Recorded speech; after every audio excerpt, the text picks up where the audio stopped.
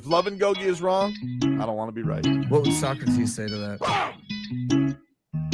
It tickles my fancy. Oh, okay. Okay. Goosies. I don't have hair. Oof. You got Marcos. That's not. Wait. Yeah. That's true. You do got me. Get over here, Marcus. Let me look at you. They don't want it. Tobin Leroy, ready to deploy. Had to hit it with a little journalism, but that was a decoy. Better have about me, boy. Okay, Leroy Tobin, hold to the show, man. Still in the sauce with the show, and till then his half moon open. Sometimes go taste like a snowman. No proof of my life, better more than no proof. Like I always wanted him, I never hated him, I never traded him, and if I did, I never ever traded him. You know what is a star? Like another city, the driver's side floor. Gucci got large, so many more. 10 in the more, never a bar. 8, 10 in the more, 2 to the people. Nothing to me, handsome as ever, and cute as can be. You can watch on YouTube and view it for free. Ay, this one time for the tweet, this one time for the text, this one time for the phone line. Whole time, what they gonna do next? You know, I just stop quibbling. No promises, Tommy. Good morning, everybody. Welcome on in. It is Tobin Leroy here with you on 560 WQAM. Welcome on in, everybody. We had a party yesterday. We're going to get to a lot more variety of stuff here on the program today, but we do have a big playoff night. Panthers, Heat, Panthers on the brink, Heat On the brink. Seeing if they can wrap this puppy up. So it's going to be a long night though. Buckle up, everybody. Okay. Especially because the game starts at 9:30. Right. Maybe after our show you take a little nappy poo. I don't know. We'll see. You know, it's a very interesting programming time. I have to say, especially for a game that's on NBA TV. Like, what? I'm very confused by all of this Because you see how they strategically try and get you to be able to see every game. So I think that's why it's staggered like that. They did it last night too, except does anybody care about Denver and Minnesota? Because that game, they did it like NCAA basketball. Just put the score in the corner. Put the score on the side. Yeah. Yeah, let's get to some headlines brought to you by the new Palmetto Ford Truck Supercenter. Why buy a truck at a car store? Palmetto Ford. We know trucks. We will talk some Heat coming up later this hour. The great Jason Jackson will stop by the program today. We will talk a little Heat. You guys, of course, can watch your Heat. If you're not watching on national TV, which, of course, you won't be, you'll be watching it on Bally Sports Sun, and their coverage gets going at 9 o'clock tonight. But, of course, you can hear Jason Jackson on the Miami Heat audio experience. Coverage here begins at 8:15 on 560 WQAM with Preheat at Alejandro Solana as the Heat are up 3-1. 9:30 tip-off tonight from Pfizer Forum. The Bucks tonight, Leroy. Do you want to know what the spread is? 9. 11.5. And I got to say, that's That's a bit a of a slap in the face. Like, I get it. I understand the expectation the Bucks are going to win tonight. Don't get me wrong. I understand it. I'm taking the Heat. Like, you can't tell me the Bucks are double-digit favorites over the Heat. You can't tell me that. At this point, no, I cannot. You can't tell me that. At home, okay, 6 points. I thought it'd be like 6 points, 7 points. No, that's the Heat talking. Even 9 points, fine. That's 11.5 points. Yeah. I wouldn't give 11.5 points to any team playing in the playoffs against any other team. I just wouldn't. That's great. That has to be the biggest spread of the playoffs.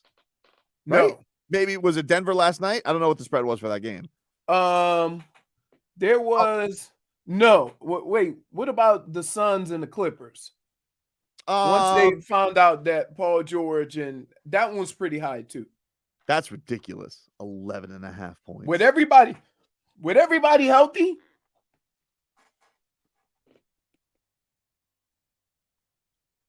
That's crazy. 11.5 points. You know what was great about that? Who cares? Fair point, but I just right. I like it was a little to look at a point spread and determine whether your team is getting respect, and they're up 3-1. Stop it.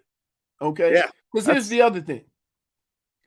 The point spread is not designed to choose who's favorited. The point spread is designed to get action. Yeah. And so I get it. You know, why wouldn't you think a 1 seed ain't gonna go out like that?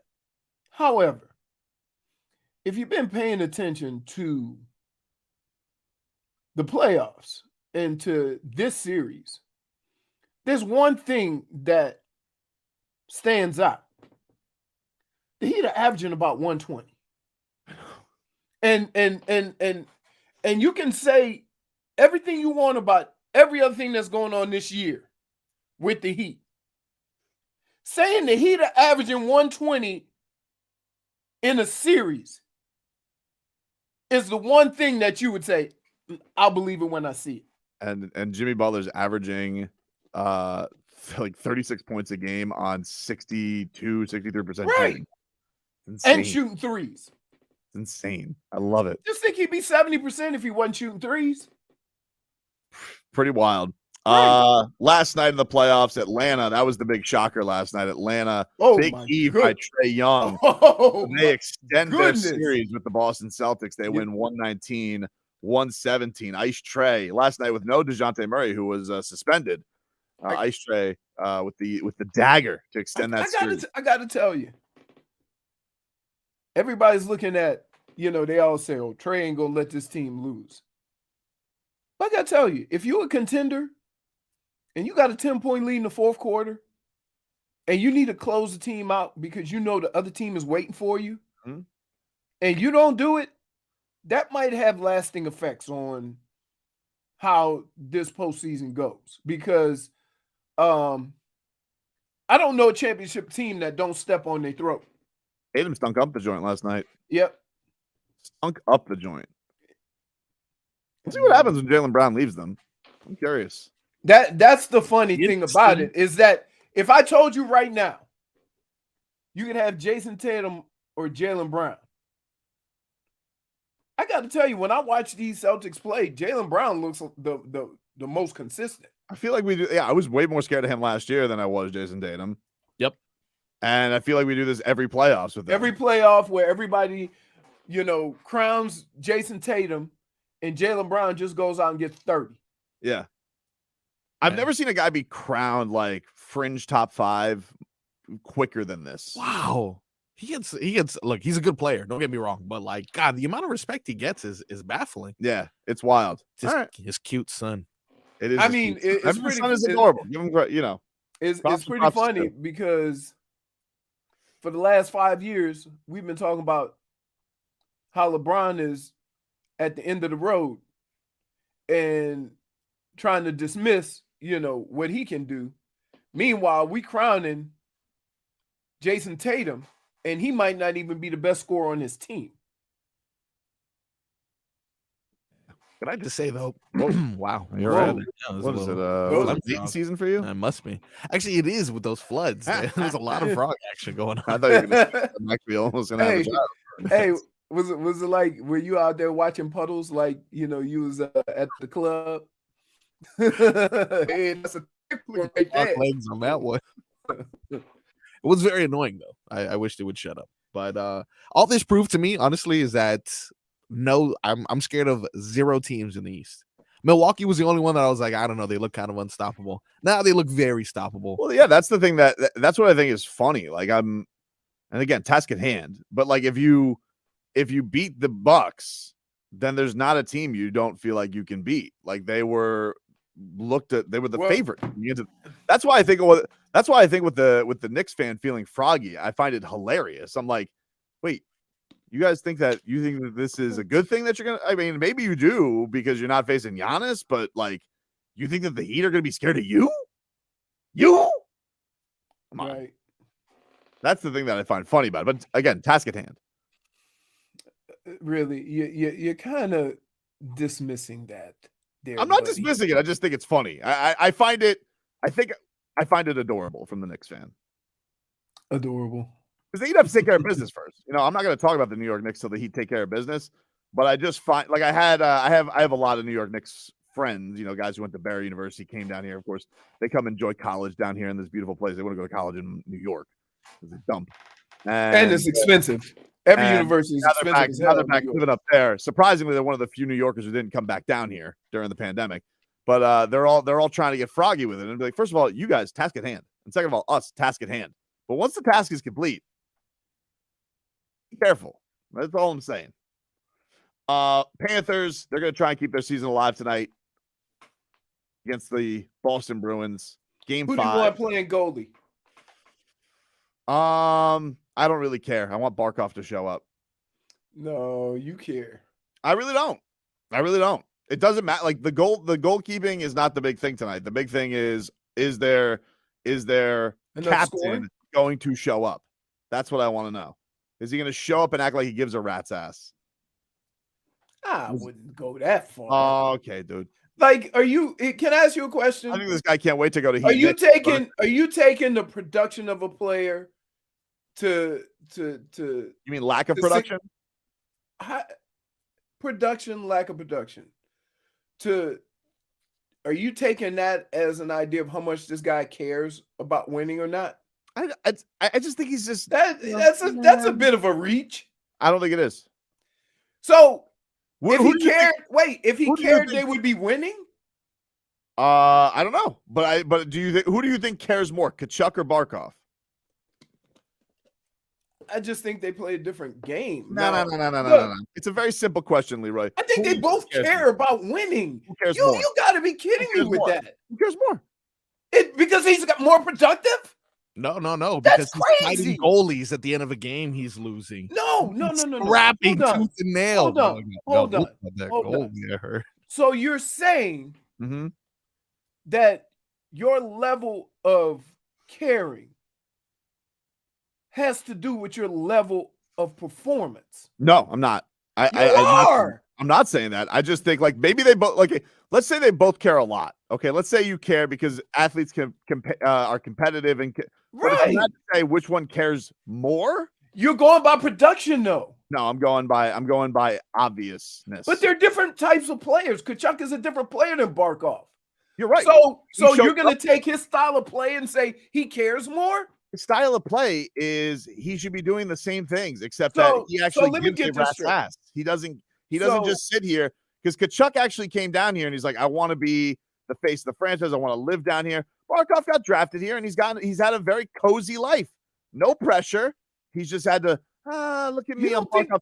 Everybody says he's one of the unsung heroes of the NHL. And you want to know what he does? He unsings when he gets to the playoffs. He doesn't sing at all. I'm not buying that. The only I'm not person buying. I'm not buying. You're taking production and taking that. No, you're right. But just because you don't produce doesn't mean you don't care. You want to know where he was, Leroy? Where was he during the fight? Where is he? Is he ever scrapping it up? No, just sitting idly by. Everybody doesn't fight. Everybody should fight in a team fight. Yeah. Pick on somebody. Yeah. So because he didn't participate in the fight, that means he doesn't care as much as the other guys. He doesn't care as much as the other guy. But I didn't say he doesn't care, but he doesn't care as much as Tkachuk. No doubt. Because he didn't fight. Yeah. Do you know how asinine that is? Leroy, if we're I in a think you relationship, sound asinine. you got to fight for your relationship, right? Your partner's going to be like, oh, you don't fight for me, right? If she says I'm leaving, I'm out of the door, you're just like, well, lost that one. Right. Or do you fight for it, Leroy? But here's what I am saying. Because in that relationship, if you don't react the way the other person expects you to react to show you care, it doesn't mean you don't care. Tell that to my wife. But when me and my wife get in this argument, she says, why wouldn't you just say this? I said, because if I say that, I'd be you. Because that's what you would want to hear. I just think it's hilarious. It doesn't mean you don't care if you don't express those feelings the way you would expect to see them. No, it's just That like guy's been in this sport too long to not care. No, but here's the thing: it's like we had an arranged marriage with Barkov. He came here, and it's been a pretty good living. But like when it comes down to it, it's like, does she really care about me? I don't know. Because so. you're basing this off of production. So Which if he is had, never, which by the way, the playoffs he never. If Produced. he had 3 or 4 goals by now, would you say he doesn't care as much as Tkachuk, who hasn't had 4 goals? Dude, Barkov not shooting on goal has been a thing for a long time. Right, but Look, I get you can You don't think there's criticize. guys? Let me ask I this. don't have Let me a ask this. problem Let me with ask you this. criticizing his production. Hold on. In sports, you don't think that there are guys who have just gotten by on talent that just there are guys that just care a little bit more, that work a little bit harder, that just Here. skate idly by. Here, You don't think that's a thing? I'll give you a perfect example. I was only serious about football during the game. And people would always ask me if I cared. And I would say to them, if I carried myself like it was game day every day, I wouldn't be able to make it in this league because of the way that I play. So I have to find ways to get me through the week. I use humor. Are you trying But to it doesn't mean that I care less than you because I'm laughing. No, it does. It doesn't. It does. Like Jimmy Oh, Butler my cares more than goodness. Barkov does. He does. He Because does. he scored 56. Yeah, he does. He just cares. So you're basing it off of production. It doesn't have to be just about production. It's just you can tell. But you are. You can tell. You can tell. You can tell. Barkov would rather be courtside watching the Heat than he would be playing in a playoff game next week. Okay. Based on what? Based on it's just like just lazy. He goes through hockey as a lazy river, dude. But that's Might as well have an that's interview. your impression. That Yeah, doesn't you're right. because you don't know him. It Pretty doesn't mean obvious he doesn't impression. care. It's a pretty obvious impression. Well, prove me wrong tonight, then. Hey, show up. They are people who are very laid back in how they go about business. But it doesn't mean that they don't care about what they're doing. That's the only thing I'm fighting here. You can criticize his production. I agree with you that we need him to produce more to win. I'm glad you agree with me. However, I'm not ready to go to, he doesn't care as much as somebody else because he's not being productive. Who cares more, Bam or UD? UD. Why? He just does. You see what I mean? He just cares more than anybody. Okay. Nobody can out care UD. Right. Nobody. Because of his attitude. Because you feel he has the right attitude Because he's a winner. winning, whether he winner. plays or not. It's not that Bam's not a winner, but if you ask me who cares more, UD cares more. But if you ask me who cares more, Bam or Cody Zeller, I'll say Bam. But based on what? Just like I think you think and you see the production of these players and you immediately associate not caring with poor production. Like so Duncan Robinson didn't care about three-point shooting all year. Duncan Robinson was on the bench. It's like it's not a matter of care. He was but, on it is. Obviously, I think Duncan Robinson cares. He came from nothing and got a $90 million contract. Like he's a great care story.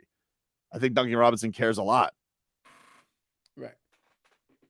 I just I can't. Well, listen, prove me wrong tonight. Show that. But wait. Show that you care. And you show some pride. You understand? You're making my point that I'm trying to make. You're associating production with caring. It doesn't have to be. He doesn't have to score a goal, but look like you care. Don't just wait idly by. Right. We got to take a break because we got Jax coming up. But listen, nice try. We'll take a quick break. Back after this.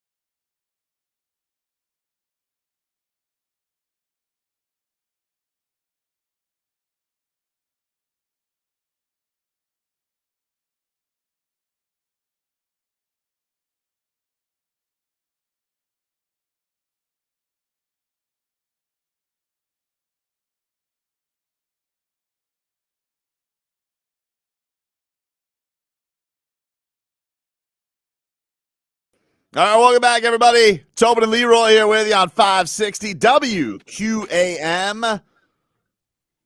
Take you up until 2 o'clock here on the show. Quick segment here because we got to get to Jason Jackson. He's going to join us in 15 minutes of heat. Do want to mention the Marlins. They dropped to 500. They lost to the Atlanta Braves last night. Oh, my God. Every time we pay attention to them, they do this. Been a tough go against the division so far, which, listen, it's a tough division. It's a tough division. It's a tough division. Everybody else they've handled pretty good. Everybody else they've Mets, Braves. Been tough. You know what? That sucks because guess what? The Dolphins are in the same situation. They are. And we should definitely get more into that coming on up. I want to let you guys know, though, it is April and Dave & Buster's month continues.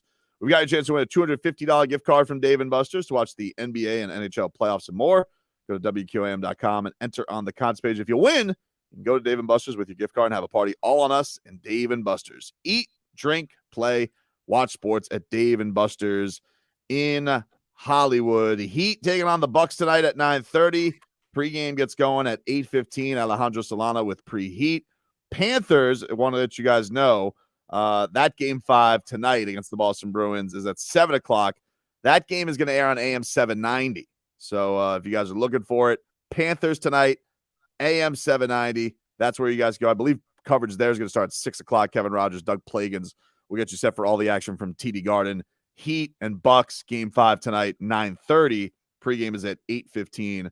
Preheat gets going for that. So Jason Jackson, he is going to have the call tonight from the Pfizer Forum. So we will talk to Jax coming on up next.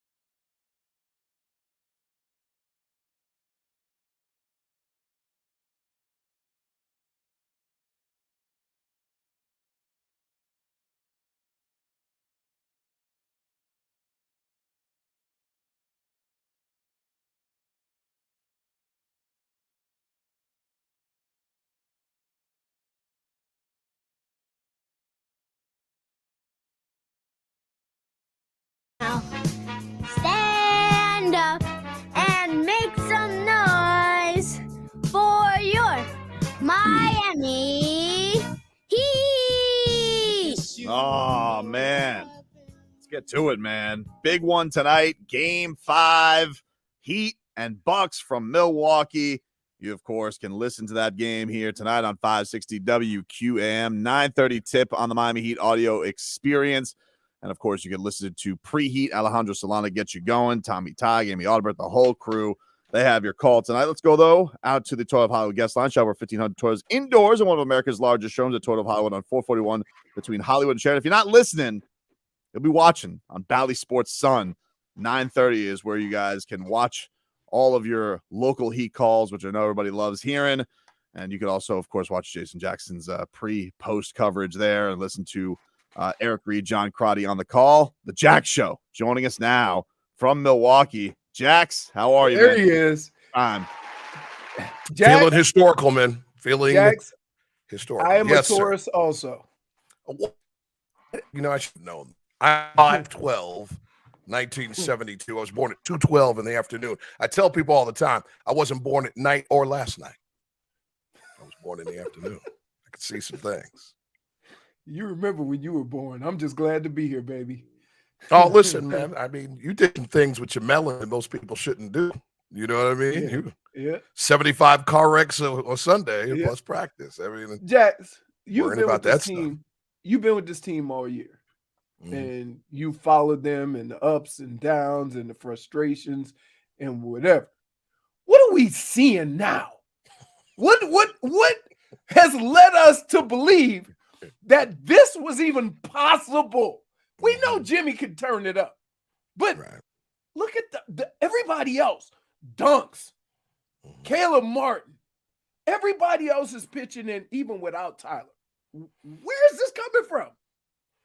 Well, it comes from two places. Number one, I think we all forgot, and we don't consider, and it's really Spo's fault in a good way. We never, ever talk about leading this association in games missed due to injury. No one talks about it. Correct. It's because the players and the head coach they refuse to acknowledge that is a thing of consideration. That's something to actually go, man, it's better when we have all our players available. And here they are still without Oladipo, without Hero, and they're on the precipice of doing something that's only been done just short of 1% of the time. Mhm.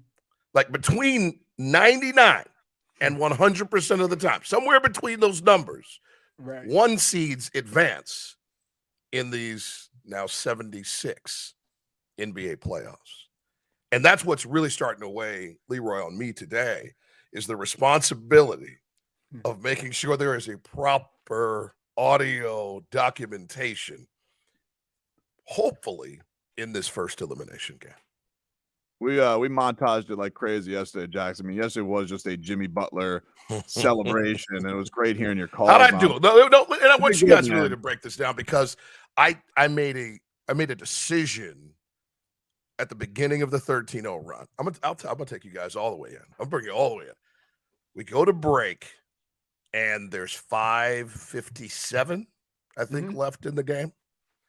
I reach over to Canadian Club over here, all right, Amy Audibert, oh Canada, as we like to call it, and I write W or L on her box score that we just received. And let's just say Amy's a realist, and I'm ridiculously optimistic. And she wouldn't quite, like, we had the headphones on. We could be in talk back, but this was a non-speaking moment in the break. Right. And as you guys know, these national breaks are 3.5 minutes. Yeah. There's a lot of time to kind of get your Yeah. thoughts together. And I just circled W. I didn't have a reason yet. Bam hadn't made that shot yet to start the 13-0 run, and Jimmy loses his mind right in front of our eyes. But I just Had that feeling. you know what I mean? Like, it's like back at, I think it was Brookline for all you golf fans. Oh yeah. And Ben When he on that say, Saturday night, I don't know what it is. But I gotta be. I mean, it was that type of vibe, Jax, and don't I worry don't know about if it's going to go down tonight. By the way, guys, Right. I don't know that until we're in the building, and there'll be ups and downs. We'll be all over the place. But it's just, if you have one game to win in 3, a great deal of the time in NBA history, you tend to advance. Well, Jax, don't worry about it because I do a show with the same guy. What? the same guy. This is ridiculous. I don't understand, Jax. I've never gotten more business from a co-host where Leroy's just like, you're just going on blind faith. You can't just shout at me, JiMVP, before the series starts. You can. That's the reason. Yes, you can. I did, and he's proving me. Jimmy Butler is making me look like a genius. I don't understand what this superpower is that he has, because even this has exceeded what we've seen this, like bubble against the Lakers, everybody hurt. He can summon something. Last year, season on the line in Boston, he'll extend it, and then he'll scare Boston like hell down to the bitter end, down to a shot. He wants to say it's not a thing. Playoff Jimmy's not a thing, but it's a thing, man. Like he's incredible. It's his will and he'll find any means, any way. It's unbelievable how he's able to do this and continue to just leave our jaws on the floor. Yeah, it's believable now. It was believable even before the greatest playoff scoring performance in the history of the franchise, the 4th best playoff scoring performance in the history of the league. It was before that. And for whatever reason, there's always been this hesitation with Jimmy, even before he arrived in Miami, to say that he was among the superest stars. You just can't.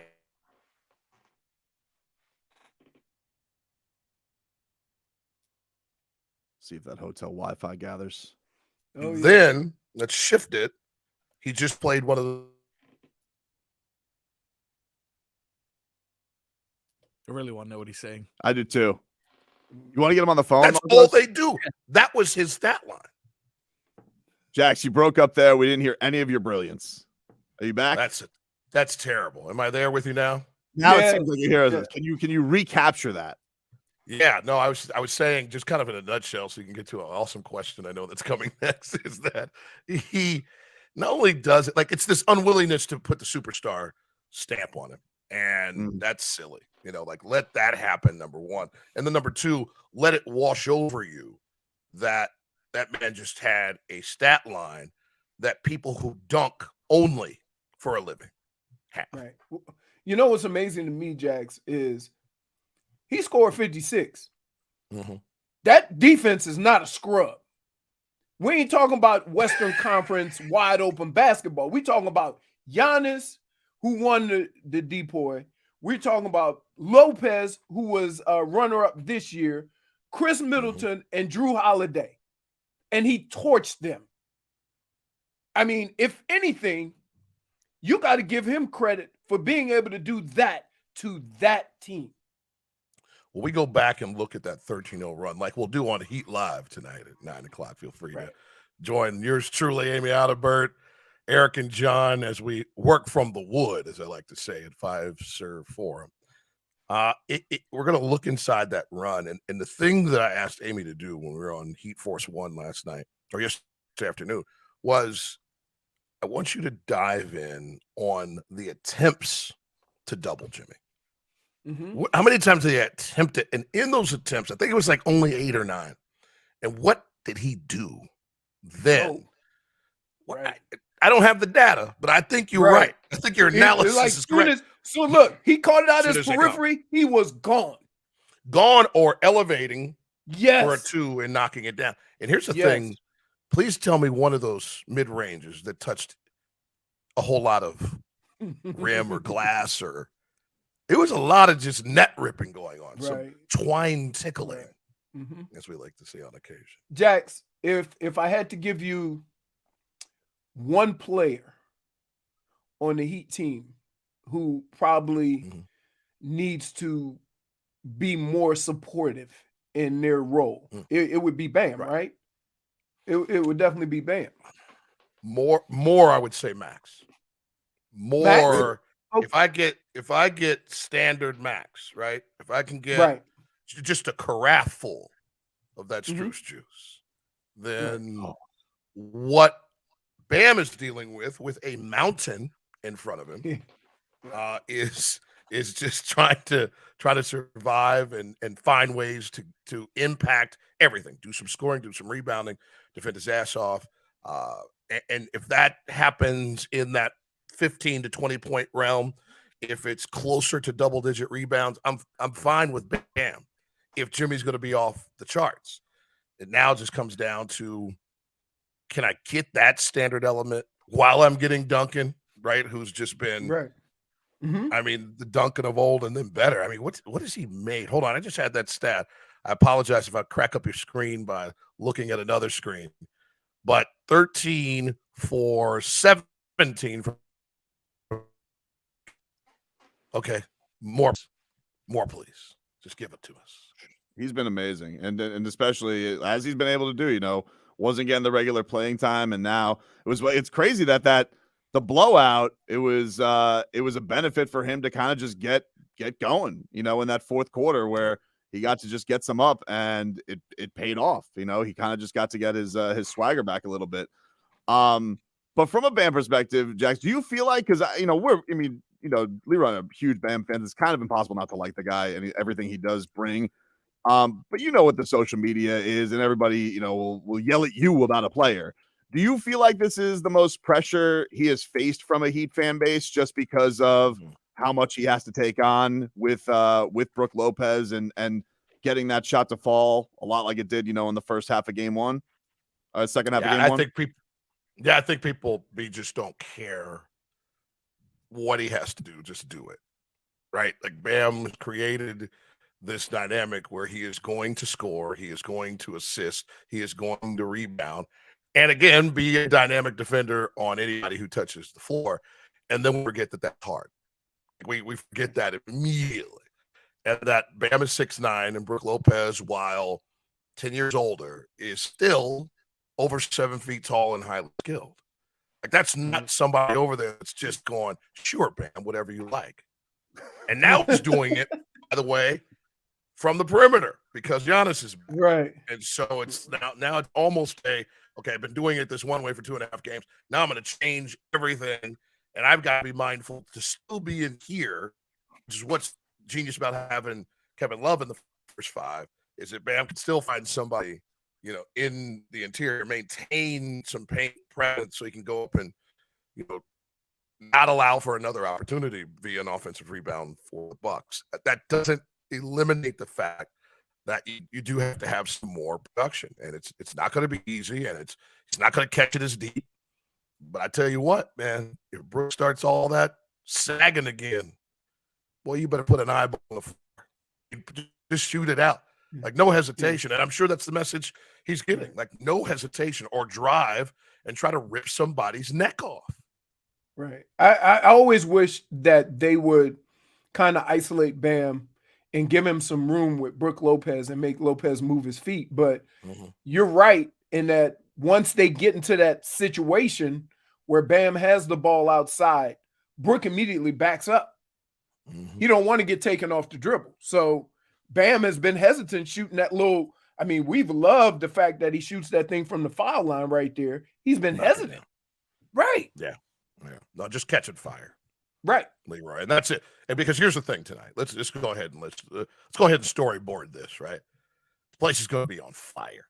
Right? They're going to have actual deer in the building. They're going forests throughout greater Milwaukee. They're going to go get deer and bring them in.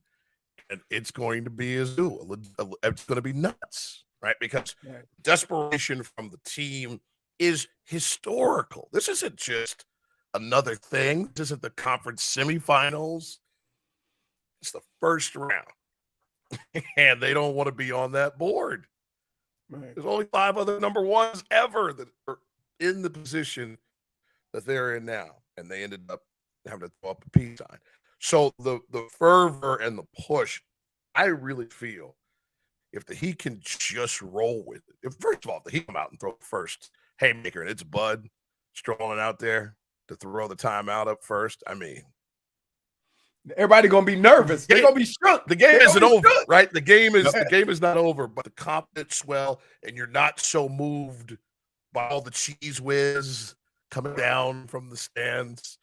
And then what I would love most is be within 5 minutes and it's a game. Like, I mean, either way, that will I hate about? No, I love blowouts. I have stories I can tell. I'm perfectly fine. But I know this team. We've all seen this team. And, 3/4 of the time, maybe we're on the edge of our seat wondering where we're going. And, man, if it comes down to that, just get ready for your montage tomorrow. Tune in tonight, guys. Heat Live starts at 9 o'clock, 9:30 tip-off from the Pfizer Forum. Game 5 tonight between the Heat and Bucks. And, of course, you guys can hear Jason Jackson on the Miami Heat audio experience. He will have your call with Amy Audibert. And our pregame coverage gets going at 8:15 here. If you guys are listening, Jax, always a tremendous job. Enjoy. Maybe get a nap in. I mean, it's a very late start for us here. Well, I get the hour, and there will be 90 minutes of total shutdown. And since I have this beautiful view of all the air conditioners here at this hotel in the center of You can always tell. Milwaukee, Every hotel has those standard blinds. The yeah. standard cream blinds. These right here are necessary because there's some dude right just walking out here fixing things. And I just scream at him all morning. Let's go Heat! I love it. All right. Thanks, Jax. Appreciate the time. Thanks, You got Jack. it, yeah. Appreciate There you. you go. Jason Jackson. That's Was my it guy. It's his birthday? Were you guys mentioning that? Is it Jackson's birthday? Jackson's birthday? He said that he no. was a Taurus. Oh. I don't know. No, if it's- not yet. Not yet. Okay. I think it's in May. I think we're close to each other. Right there in Yeah. that range. May 12th. May 12th. Yeah. Man, that is really There you close. go. All right Yeah. there with Leroy Horde and Sophia Tobin. Yeah. Little Sophie. Ooh. Yeah. I already see the Amazon cart with all the decorations going right now. Oh, you see. You can see Flamingo man. theme this year. It is like it's weird because I'm kind of on the same, the same idea as Amy, in that when Jax asks her a question, she thinks about it from a athletic standpoint, Mhm. and how do you determine who's gonna do what based on what you've seen and game plan and stuff like that. And you and Jax are just like, I got a feeling. And I'm like, I don't know what it is with that guy, man. I know, mean, I get it. 20 Jimmy's been amazing. It really is, and it's but I do agree with you, and I think I want to we'll get to this a little bit later on Bam, but I do think there's a lot of pressure on him tonight. I think that he does need to give that relief. I want them to clear the floor out a couple of times for Brook Lopez, and then Bam is an excellent assist guy, right? Mhm. But I want it to start with one side of the floor, him and Brook Lopez, and I want you to work them, right? Because the other option is Portis. And I just think that if he sags off of you, you got to make that mid jump, that mid shot, right? You got to make that midi. If he comes out to play you tough, you got to take him off the dribble. That's the advantage you have. I do think he's right though. Like tonight, if you are gonna have a shot, role players, guys being desperate. Well, that's what they say, role players on the road, but who would we consider, like, like Ingles, Portis, Grayson Allen, like those are going to put up a lot of threes. Right. But who? I mean, the way the Heat have played, right? Is there anybody who's truly a role player on this team? No, but I think the guys who didn't have great shooting nights, who you can expect to bounce back from, probably Gabe and Strus. Gabe, right? And look, we still got one of those games. Kyle Lowry gonna give you. Yep. He gonna give you one of those games. He's got it in him. I don't know when, but Kyle's gonna get one where he just makes the first 4 threes, and you're like, this is a Kyle night. Listen, you got JiMVP who runs the train, but you always need the caboose. -1. Why? -1. You know why? Because we were all speaking high praise for that game that Kyle can give you. And you just went on and not only you put the godfather to his kid, you put him way on the back. They ain't even sitting together. Caboose is important. Is it It is. as important as the engine? -1 for what? Sass. Oh, ass. Ass. Take a quick break. Hour Tua coming up next.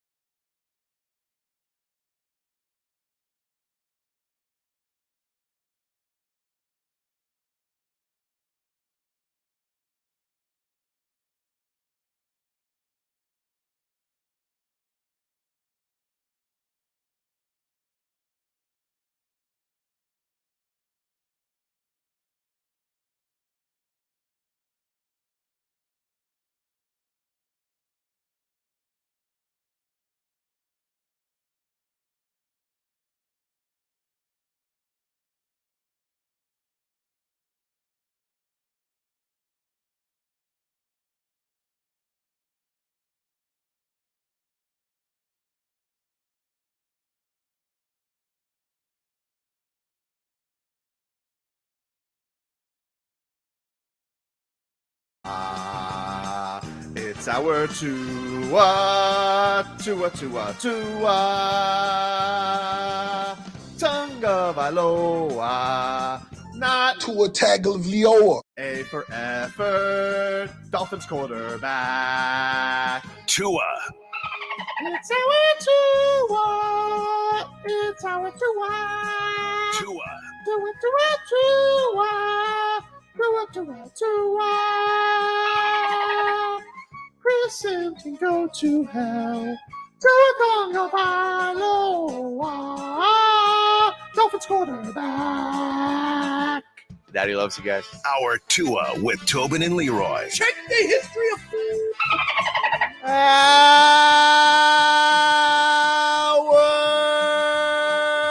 2 of the program, ladies and gentlemen. Tobin and Leroy here with you on 560 WQAM. Take you up until 2. Thanks again to Jason Jackson for joining us on the program. Excited for a couple of game 5s tonight. Panthers trying to keep their season alive. Heat trying to move on. See if they can leave the arena tonight with monocles and top hats in hand. Gentlemanly. That would be incredible. Incredible, dude. Not only 8 seed beating a 1 seed, but a gentleman sweep. Yup. Come on. Crazy. You know, that's like back in the day, if the Bulls, who were the number 1 seed, had to play without Jordan. Right? Like, that's the only way that could happen. And by the way, those reports did come out. He did have to get an IV. Like, there was so that international reporter was correct, where he said that Giannis had to get IVs after the game. Shams reported it yesterday. So, you know, it's tough, man. Listen, he's playing in a lot of pain, and I get it. Listen, they're a 12-point underdog tonight, but it doesn't. The points don't matter. But that dude is, you know, it ain't easy, and he just played 38 minutes off of a back injury, 1 day rest. Well, I mean, you know, so did Jimmy. Yeah, dude, but come on, he's Jimmy. JiMVP, baby. I mean, JiMVP, baby. I understand that, but we Jimmy missed no games. He missed a quarter. That's it. It was an interesting point, though, that So Ron let me get this right. So that means Jimmy wants it more than Giannis? No. Okay. I mean, Giannis obviously wants it a lot. Like, you could tell. Ingles, I don't know. I think Jimmy does. You know what? I don't know. I tell you what. In all of my years around sports, the one trait that shows up the most negatively when you're watching a player is if a player doesn't know what to do, it looks like he's lost, right? Mm-hmm. Which is how many times we see Big Yerk just standing around, right? Because he doesn't know where to go or what to do. I was impressed with Haywood Highsmith, because Haywood Highsmith comes in there for that spell because Bam gets in foul trouble. Which, by the way, Haywood Highsmith didn't. This is how many times he's come in against a superstar this year and done an excellent job whenever he's been on him. Right, exactly. That's good. You know, if that guy could get his shot anywhere, anywhere for a long if he time. can shoot anywhere outside of 3 feet from the basket, he's going to have himself a nice career, like Haywood Highsmith is. He really is. I was going to say, I think Spo's always going to keep him handy, because if you can play defense, Spo loves you. It's like with Spo's just like every once in a while, like Spo's in the kitchen, and he's always just, oh look, my brass whisk. I'll try this tonight. Wow. It is. We all have gotten on Spo over the course of the year with who he was playing or not playing, or why wasn't this guy playing, and why, like, how does this guy go off one game and then he's absent for the next 3, coach's decision. We've had these questions all year. But based on what's happening now, you gotta have to eat it, right? And just let him cook. Let him cook, dude. Let Spo cook. Meanwhile, get some headlines here brought to you by the new Palmetto Ford Truck Super Center. Why buy your truck at a car store? Palmetto Ford. We know trucks. These Dalvin Cook rumors just won't go away. I get there's another report today saying if he becomes available that the Dolphins will get aggressive in going after Dalvin Cook. Just won't go anywhere. I mean, it may be quite obviously that's where he wants to go, so maybe his agent's putting it out there like that. Mhm. Nice. But like the ties with Dalvin Cook and the Dolphins, which there has been reported they did try and trade for him. It's just the Vikings wanted a lot for him, and they're like, oh, How you gonna act like you want a lot for a guy you gonna cut? right? So Chris is like, I'll just wait you out. Also, I'm not gonna get Packard here or Jetsed. Giving up something we all know is gonna happen. Real quick, everybody's talking about how the Jets or how the Packers fleece the Jets. I don't really see it. Because you can basically the Packers are going to get a first round pick next year for him, and like it was already out there that like he wants to play for the Jets. You knew you weren't going to like somehow they were able to take the Jets' desperation down to the wire and ended up getting a first round pick for next year. Basically, but let's think of this though, as an organization, right? You're thinking if we have Aaron Rodgers. Mm-hmm. That we're going to be picking in the middle to late 20s. Mm-hmm. Now, would you trade a late 20s first rounder for Aaron Rodgers? I probably would, Right. but even as we see, those first round picks are very valuable assets, no matter where the number is, because it just has a nice buzz to it. So, like, okay, how about Noah Igbenogany? I get you. I understand what you're saying with the play. That's why I'm saying the pick is more valuable than the player because there's always not Aaron Rodgers. Not necessarily. Well, first of all, Aaron Rodgers is old as hell, and second of all, if you're the Packers, you have that conditional pick now that could turn into a first. Now all of a sudden, let's say maybe the Packers are surprisingly decent, right? It's not a great division. Division kind of sucks, to be honest with you. Let's say that they can go make a Bradley Chubb type trade in the middle of the year because they have an extra first round pick, right? So that's why I think it's looked upon as a fleece. It's like, well, they took a bad situation where their franchise quarterback didn't want to be there anymore. He only wanted to go to one team. There's really only one team that will take him. And they still ended up with a pretty good asset for him. I would trade a late first rounder for a Hall of Famer, even if I'm only going to get 2 years. I'm not disagreeing with you. I get your point, but I think that out of a bleak situation to get that much for him. I'm just saying, like all of a sudden, draft picks are more valuable than Aaron Rodgers. No, but like think about what's happened over the last. What's happened is you have a lot of these teams that all of a sudden maybe they're a little bit more further along than they thought, and now you can go and trade for a star in the middle of the year, or you can take like having those picks. Yeah, they're nice. Like we see that with the Dolphins, they did that for a couple of years where they had 3 first-round picks one year, 2 first-round picks the next year, and then what happened? Then they're like, okay, I like this core. I like Chubb. I like, yeah. And now I can go take the rest of my multiple picks. It's why people want to build a statue for Laramie Tunsil, because it just like it kept building for more picks. Right, but so and then eventually you could just go and flip them for a star once you think you're ready to go win. So that's but think about this though. The when we got Bradley Chubb. Yeah. Right. And we had a draft pick to trade for him. Mm-hmm. He didn't make as much of an impact as Aaron Rodgers will. That's true. But so even to say we went and added with our first rounder, a Bradley Chubb because we had that extra pick. Mm-hmm. Like, okay, so I'll give up that pick for Aaron Rodgers, and I get that. If you would have waited, you probably could have got away with less. But keep in mind, off-season programs are going to start. And you need to have him part of your team, which is the only, kind of leverage that maybe Green Bay had is that we can wait this out and you may only have to give up a couple of second rounders, but now you're getting Aaron Rodgers in July. And that kind of defeats the purpose. Mm-hmm.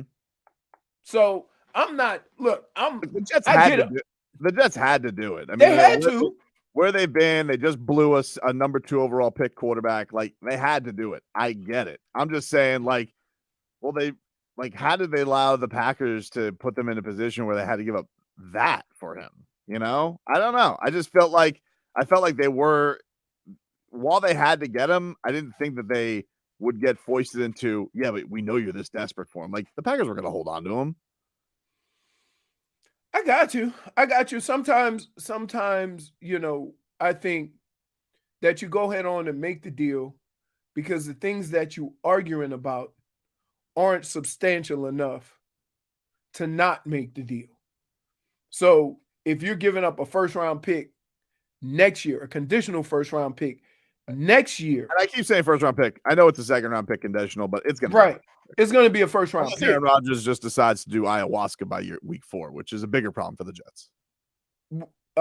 So what I'm saying is if you told me right now, and so guess what? If they waited and somebody's quarterback gets hurt, it's going to be the same compensation, a first-round pick. And at least this way, you ain't competing with somebody else that might have a higher first-round pick. Just go do it. Go do it. Like I didn't have a problem with the Browns paying $230 to Deshaun Watson. That's what it took to not get him to get on a plane and go somewhere else. It's an outlier, of course. And all the other quarterbacks are going to use that as a basis for what they want. But the circumstances dictated for Cleveland or any other team that was in Cleveland's position. If you really want this player, then what's another $30 million? Go get the player. And sometimes you got to make those decisions and just live with it. Like, yeah, okay, we gave up a first rounder for Aaron Rodgers. That's basically what you're saying. A first rounder. Okay, I'm good with that. Regardless of what the circumstances or the situations are, regardless of whether Green Bay think they won or everybody thinks that you overpaid for Aaron Rodgers, in the end, you got what you wanted, and it cost you probably a first-round pick in the 20s. I'm good with that. If you're a Jets fan, and guess what? If you were a Dolphins fan and that same scenario presented itself, you would be like, just go get him. Just get him. We'll take a quick break. Speaking of first-round picks, Bradley Chubb had some thoughts on his upcoming Dolphins year. That's next. We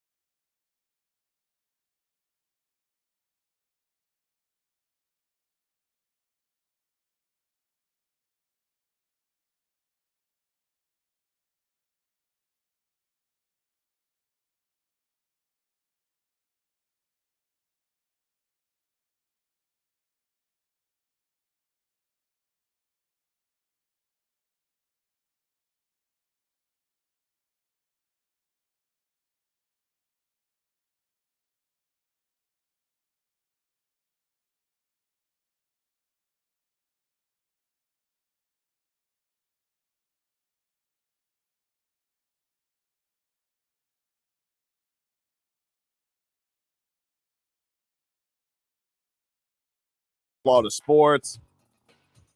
Miami Heat, Milwaukee Bucks, Game 5. Panthers, Bruins, Game 5. Two completely different situations. Different sides of the brink. Different sides of the brink, different sides of the coin.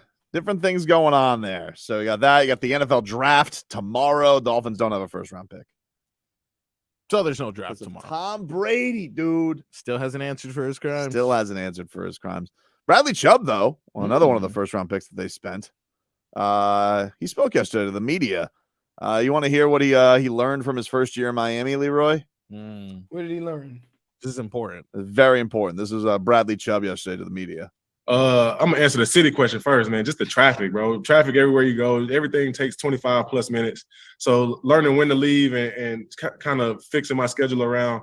Okay, I understand it might take me 35 minutes a day. It might take me 25 minutes a day. I just can't let that throw me off. So I've been leaving at a reasonable time every day, making sure I beat the traffic, or if I get stuck in traffic, not let it affect me. You know what I mean? Coming into the building later or whatever. Man, well, it is. Listen, it is an important thing to learn in Miami. Yep. You know, Valuable. It's never been worse, Bradley. It's never been worse. The traffic just keeps getting worse. More people keep coming down here. Yeah. And he's learning that. You know, I mean, at least he doesn't. I don't know if he's coming from north or south. If he's coming from north, at least he doesn't have to deal with the Golden Glades. Oh my goodness. You know, he does get to get off on that magic exit beforehand, but still, it'll be rough at certain patches for Bradley Chubb. A little rough. It can be. Yeah. It's a lot of events here too. So, it'll be F1 out of nowhere or Right. a concert. And you're just like, what is going on here? I'm just trying to get to work. Racetrack here now. What does this owner got going on? And it's like, and then he looks, he goes, oh, that's why he had so much money to spend on me. That's why he could just drop $100 million deal in the middle of the season. Because he has a racetrack in the middle of the city. Which is crazy. Because I can't even imagine, if you drive down there, you look, how can a car go 100 plus miles an hour on this? Right. It's there. I got the whole grant. When does that start? Is that this weekend? Is that next weekend? When the hell is that that F1 Miami, whatever the hell it's called? F1 in Miami is Sunday, May 7th. Okay, so it's in a while. Oh, I'm Next sorry. week. Friday, May 5th to Sunday, May 7th. It's next week. Cinco de all right. Mayo. Cinco de Mayo. Canelo week. That's Canelo week for me. Isn't it always Canelo week, Cinco de Mayo? They go together. Yeah, he always fights on Cinco de Mayo. Love it. Bradley Chubb also said that in year 2, he wants to be more of a leader for the Dolphins. Just to be more of a leader, more of a tone setter. Like I said, man, how can I lead when I don't know everybody around me? I tried to learn names, I tried to do this, but it just wasn't clicking for me. You know what I mean? And that's no excuse, but it's just it's just the reality of it. So my main thing is just being the person that they drafted. I mean, the Denver drafted and Miami decided, okay, yeah, we need that guy on our team. You know what I mean? So that's my leadership, that's my intensity, that's my play style. So just got to get back to that, man. And I feel like once I'm already taking steps to do that. And so once the season gets going, man, I feel like it's going to be a full steam ahead. I mean, at least he knows Fang's name. Fang's up. Yeah. Knows that name. Only Fangs. The mad scientist who unleashed Bradley Chubb. Wasn't he? He was in there, right? Exactly, dude. An OG subscriber to Only Fangs. Bradley Chubb. Jesus Christ. Yeah. I mean, listen, he didn't get the sacks. I did feel like he was always like a whisker away. I felt like he was always right. Did you always feel like Bradley Chubb in every game was a hand away? He was doing the arm thing as he got shoved by. Yeah, I always felt like he was right there to get those sacks. I know this coincides with it too, but I did feel that although he was always close, Jalen Phillips had a good Jalen run. Phillips blew up when he got back here, Yeah. and so did Christian Wilkins. I mean, Christian Wilkins had a good year, but even the pressure up the middle. So I do feel like Bradley Chubb had a good effect. It's hard. It's hard when you play a complementary position that doesn't always reward you with numbers, right? What Christian Wilkins did is unheard of. The production that he had from that position. I played with a guy who was like that, who played from the inside and had double-digit sacks every year, and that's John Randall. Oh, And so, the guy who messes around too much. play too much, way too much. Dude, right now, play too much. And I asked him about his family one time. He said, man, my kids, they got a lot of energy. I was like, good. Now you got to deal with you. Payback. By the way, I don't like that my son's taking jiu-jitsu anymore because he's just sneaking up from behind now and just throwing chokes on me. Side control. I don't like it. I don't like it. Wait, he can't even reach your neck. No, it's like when I'm sitting, he'll just be like, he'll just, He's like, go to sleep, daddy. Go to sleep. I said, all right, that's enough. Go to sleep. And then he just lay you on the couch. Go to sleep. Happened this morning. All right, Sophie, let's go get candy. We were so he was playing. He got a new Donkey Kong game for his Nintendo, and so like he's there on the counter. I said, hey man, mommy wants me to work on some sight words with you. You know, you got to learn this reading, and it's first grade. It's time to learn all your words. And so he goes, all right, fine. Puts the game away. So I got to sit down at the table first, and I'm getting the index cards ready. Hey! I say, Tommy want to play Donkey Kong. Go to sleep, daddy. Go to sleep. Go to sleep. I don't like it. You say, did you? And then D says, hey, are y'all in there working on sight words? Daddy taking a nap.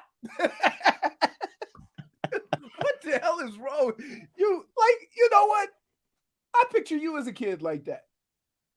You would definitely you would definitely do that. No, Just be happy it's just chokeholds now. Pretty soon it's gonna be like Kimuras and like rip out the arm socket. Right. Yeah, right. I don't like that. Tap out, daddy. Tap out. Tap out. Tap out, daddy. Did you you've told the Brad Johnson story? We didn't know the play. Like, did you ever have a point where you didn't know people in the locker room? Like, how long did it take you to learn everybody? So when I got to Minnesota, I knew the guys that were in the room. So I knew of Robert, but I met him. I knew Harold because that was my roommate for when we traveled. And then there was David Palmer, Amp Lee, Scotty Graham. And then there's a few other guys that I actually played with. So I had Jerry Ball there. I played with him in Cleveland. And a couple other guys. So I knew the offensive line I had to get to know. And mostly the offensive guys. When I first got there, it was the offensive guys. I already knew Chris Carter, right? So I knew him. We used to golf before I even got there. So there's a couple of, and same thing with them. They knew of me, from either playing or they knew I went to Michigan. They had a lot of Ohio State guys there. So they knew of me, but they didn't know, me and what I was about. So it was just a matter of and you didn't really have time to think, right? I got there on a Tuesday and they're like, yo, you ready to go? I'm like, sure. But I didn't put it this way. It was a lot easier learning players' names than learning that damn offense. Because I'm going to tell you, look, there's nothing in the world that makes you just imagine, Marcos, if you know how when you first came to the station, you got trained, right? Just imagine if your first day of training, whoever's supposed to train you was out and they told you, go ahead, Marcos, do your thing. We were just talking about this actually before the show today. Like, what's going to happen when we were saying, like, because we have the 790 got turned into a Spanish station. And like, what happens with one of the producers? Hey, they're going to be live in here now. So you're going to need to learn some Spanish. Good luck. Yeah. But that's what I'm saying. So it was crazy, but it was crazy because you want to put yourself in a position where you could just go on the field and play. Yeah. Right. And I was far from that because it wasn't about playing. It was about being able to play and do stuff that you just learned on Tuesday, Wednesday, Thursday. Here's a little bit more from Bradley Joe. By the way, the Jets, they're celebrating. Aaron Rodgers has arrived. He had his grand arrival. They're showing everything. Which, good for you guys. Wouldn't it be something if he got off the private jet smoking an e-cig? Well, people have accused Mike McDaniel of vaping on the sideline. Or just a hookah, Just they get off the plane and, and a little crew behind him. Bradley Chubb says he's excited to get a chance to sack Aaron Rodgers. I'm excited, man. It's an opportunity to play against one of the best quarterbacks to ever play the game. I'm excited to compete against that twice a year. The game plan that goes into each and every week plan. I mean, each time I play him, everybody's like on a, you know what I'm saying? It brings out the best in everybody. Everybody knows that, okay, yeah, we got A-Rod this week, so we got to be on our P's and Q's. And now we just got a division full of great quarterbacks, man. So I'm excited to be in the mix and be competing towards the end of the year when it really counts and stuff like that. So it's gonna be fun, man. I know he's excited to play. You know what I'm saying? A lot of the good edge rushers we got in this division as well. So it's gonna be fun. Have you sacked? Hey, Nah, I haven't sacked him. I got a couple hits on him, but I never sacked him yet. So this will be a perfect opportunity too. All right, looking forward to it. hey. What? First of all, Hmm? if I may, you got 3 or 4. Mac Jones is not a great quarterback. Hell, he ain't even a good one. Don't include him in the ring. Like, don't include him in that. I like how Jay Figs like Beast one time threw me without training onto producing a Canes baseball game. That's wrong. Did he really do that, Jay Fig? Sounds about right. That sound about right. Beast, what are you doing, dude? Come on, Beast. Just throwing Jay Fig willy-nilly into a Canes baseball. Have you seen Lil Beast? No, yeah, it looks great. He looks great. Tall, slim. Driving now. Oh wow. 15's too young. To drive? He's not 15. What is he? He's older than that. 16? Yeah, you can drive with an adult at 16. I don't like it. Yeah. Really? I mean, I liked it when I could do it. Okay. I don't You know when I got my learner's permit? No. 14. You can get your license at 15. I got in mine at Louisiana. 15, but thinking back on it, it's stupid. Well, that's because it's you, right? You know, you like. Could you imagine Tobin behind the wheel of a car? Little Tobin with no like. So all the things that he talk about, it'll be fun. He hasn't really tested the waters yet, so it's I'm a whole lot of new stuff. I want to go fast. Yeah. Huh? There's a cougar in the car. That's it. You live your life like that. like his whole life is Talladega Nights. I bet you was one of them badass kids too. I'm gonna be all over you like a spider monkey, Chip. Take a quick break. Back after this.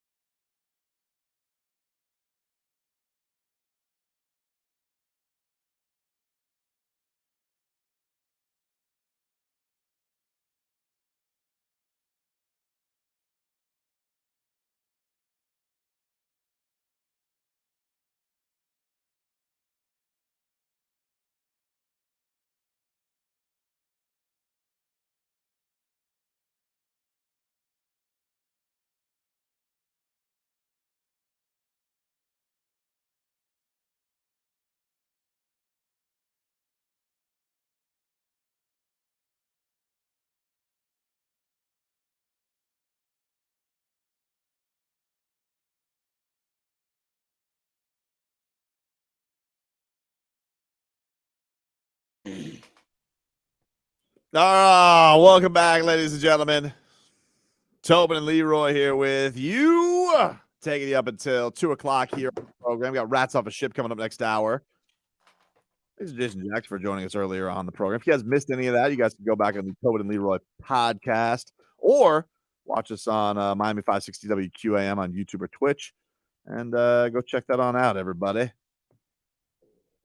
How you feeling tonight, Leroy? You excited about tonight's double playoff action?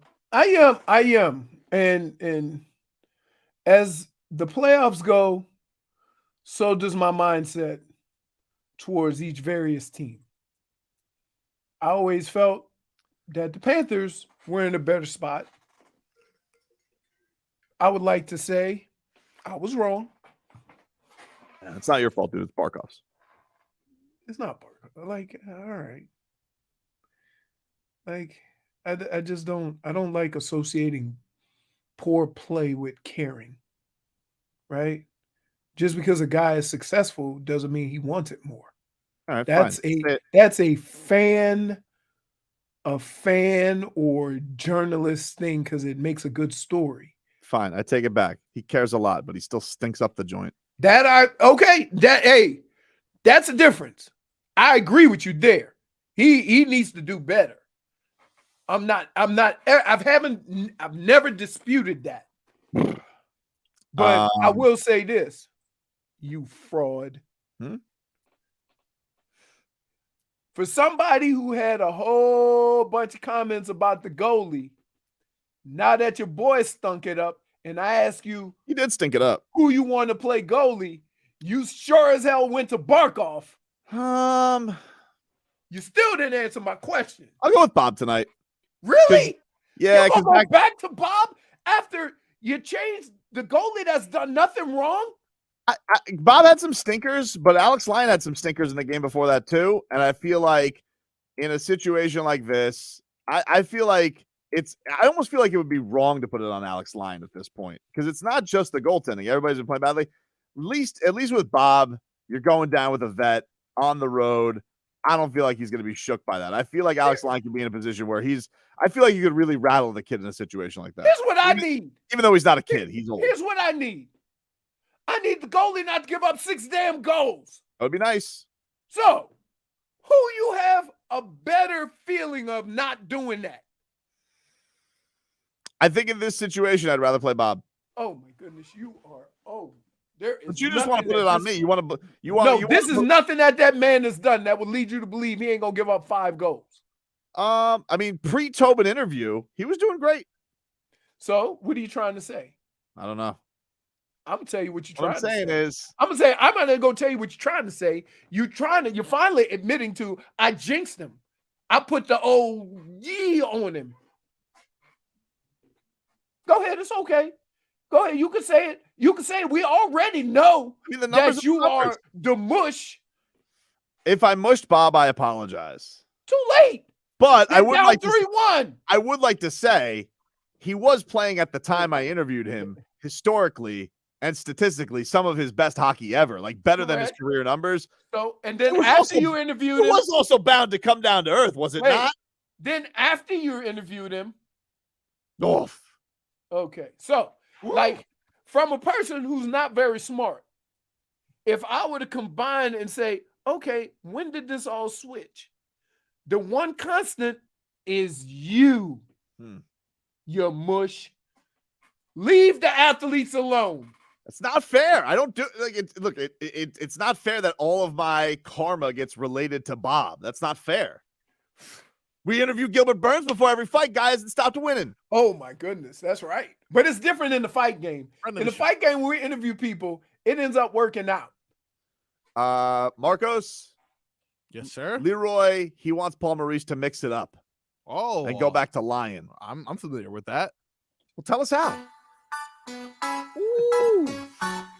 Hey, I think I'm perfect timing for this. Oh, you got a cherry apple, yes, sour sir. apple Celsius. And I had it in the refrigerator overnight, and then I put that last little kicker in the freezer to get it just right. Technically, we did just do some cat talk brought to us by our friends over at Celsius. Hockey fans, don't sit this one out. When it's game time, make Celsius part of play and get that energy up. Game day is fueled by Celsius Essential Energy Drinks, the official energy drink of the Florida Panthers. The best flavor right there. Marcos, what do we got, dude? Well, we have an action-packed week. As you know, today we have 2 playoff games, and we have the NFL draft Yes. tomorrow. Let's do it. But the Miami Dolphins don't have a first-round pick. Speaking of that first-round pick and discussing more of what Bradley Chubb had to say to the media recently, Bradley Chubb said he's actually open to throwing a draft party, seeing as there is no first-round pick, and it was spent on him. Wow. This is what he had to say. I mean, we can. I mean, if y'all want to throw me one, I'll be down to join. You know what I mean? So we ain't got nothing else to do, so we might as well throw a little party. Y'all might as well come into the facility. We'll get something going. I mean, maybe. I'll pass. Listen, No offense, the Bradley. party ain't the same as the cheetah. if you having a party for who you got for the first round pick versus the first round pick. Because I'm gonna tell you, that Tua party was crack-a-lacking. Ah, That Tua party was fun, even though everybody blamed me on spoiling it. Wait. Not as good, because some people, I won't mention their names, Robbie. When Waddle went in the first round, he lost his mind. Oh, he was so mad. He was so mad. The ghost of Robbie. The Dolphins overreached. What else you got in the mixed bag, Marcos? Speaking of the NFL draft on this very station across multiple platforms, we have Krantz's Corner, if you've heard of it. Listen, Krantz's Corner is getting some bangers. Go watch Zach Krantz on our YouTube page, Miami 56WQAM, and on our podcast platforms. But yeah, he's got some great guests. Who did he have on? He had Daniel Jeremiah, NFL insider. And didn't he replace Mike Mayock, who did went and burned the Raiders to the ground? Well, Daniel Jeremiah, he's new NFL Network Mayock. Yes, indeed. And he actually gave us some insight as who the Dolphins could possibly be selecting at 51. I think there's going to be good players there. And to me, the tight end position and the running back position in particular, I think there's going to be value there. You know, I love Zach Charbonnet from UCLA. I think he's a really good player. I think he would fit in with the way that they play. But I'm telling you, I won't be surprised if one of the bigger tight ends drops. So if I was going to guess, if I'm going to look at this list this year and say, okay, who is the one like shocker? Like, I can't believe he's still there. And I think I would go with Darnell Washington out of Georgia. So that to me would be kind of like found money. If you're looking for something to just be like, what in the world, how in the world did this guy get there?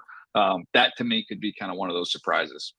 Everybody seems to think I like gotta tell you, and that dude is not small. That tight end from Georgia. He's like 6'8". He's a big boy. He's huge. I will take that. But I'm still trying to figure out what kind of tight end do they want? Because he ain't Kittles. Oh, I know. Not Gesicki. That's what they want. Literally anyone. Literally anybody but Mike Gesicki is what they want. Gesicki is a slot receiver. That's what they don't. Not that. But I'm just saying, like, yeah, if I'm trying to figure out because he's not Kittle, so you know, and so what are you really trying to get at that position? Like, I know he says if a tight end falls, but do they want one that's a predominant blocker, or do they want one that's kind of a receiver, or one that can do a little bit of both? I think Mike McDaniel just wants one that won't lose. What do you mean? That's just gonna be his advice. Don't lose. Don't lose. Dude, Gesicki has some hands on him. He did have some hands. They just never used them. Right. Because they couldn't line him up at the end of the line of scrimmage. What else is in the mixed bag, Marcos? Switching gears to basketball this time.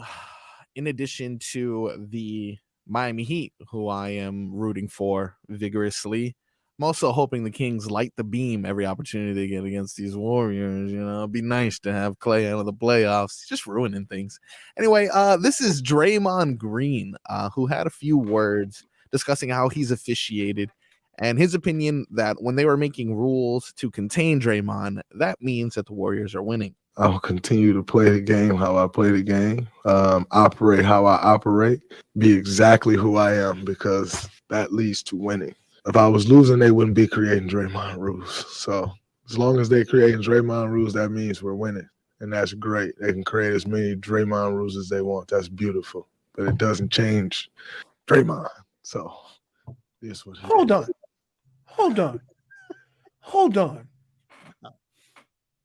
I'll take first crack. I'll take first crack at this. It is not a Draymond rule that says we just gonna come up with a special rule for you so nobody gets kicked in the nuts. It's not a Draymond rule that says we're gonna come out with a rule with Draymond so he don't curb stomp somebody. Those are regular laws that you are not. What are you talking about? Special treatment, special rules for Draymond. Nobody can curb stomp somebody, Draymond.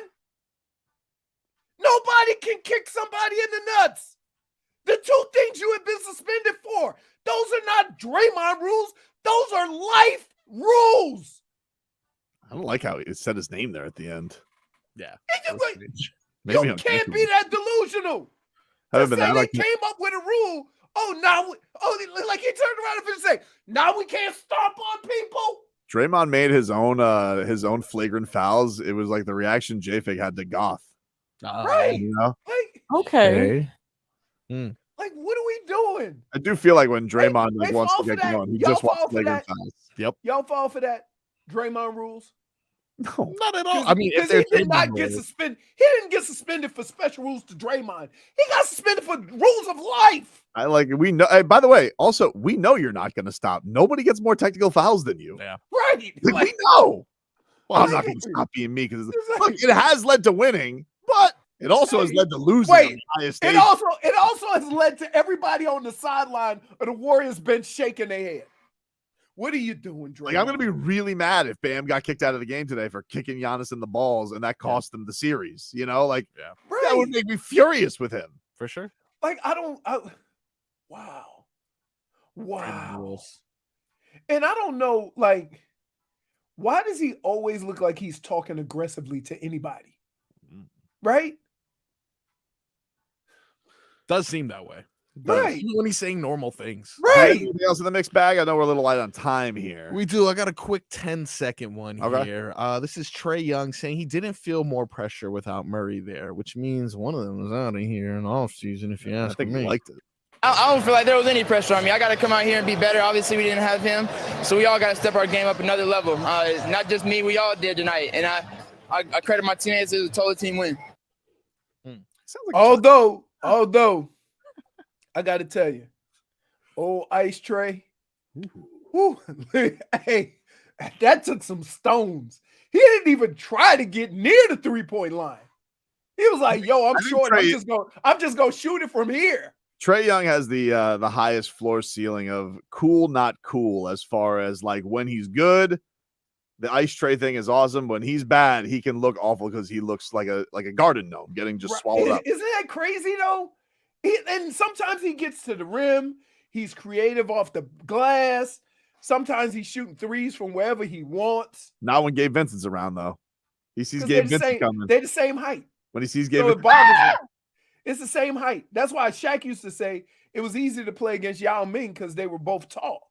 It's the shorter guys that lean up behind him that make him feel uncomfortable.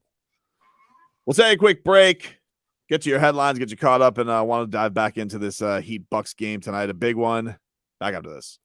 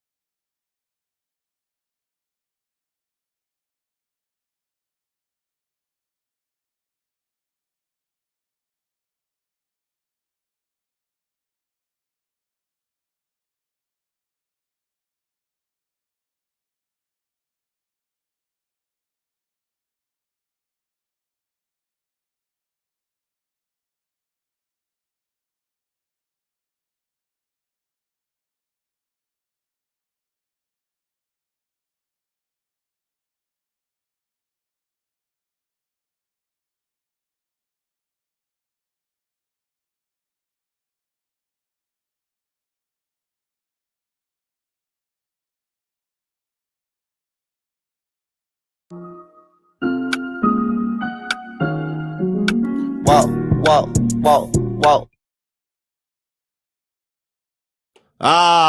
back, everybody. Tobin Leroy here with you on 560 WQAM. Panthers, big one tonight. Can they keep their season alive? It is game 5 of their first round series against a monster in the Boston Bruins. They have proven every bit to be that monster. And then they got the Heat, who have been a bit of a monster slayer thus far in this first round series. But task at hand, dude. Job's not done. Job ain't done.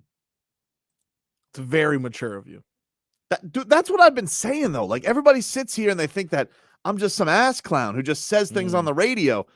But the truth of the reality is I've never been more right, and I feel like I've never been more responsible.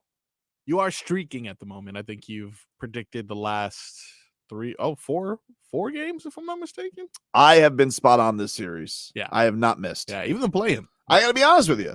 Lost tonight. Wouldn't really surprise me. It's weird, though. Like, I don't know how to approach this because I don't feel the same way I do in game 2. Like, game 2, I looked at, people said, oh, that was a big pressure game. I didn't feel that way at all. With Giannis, without Giannis, I said, house money game. Yeah. You got what you needed to. You got back the home court advantage.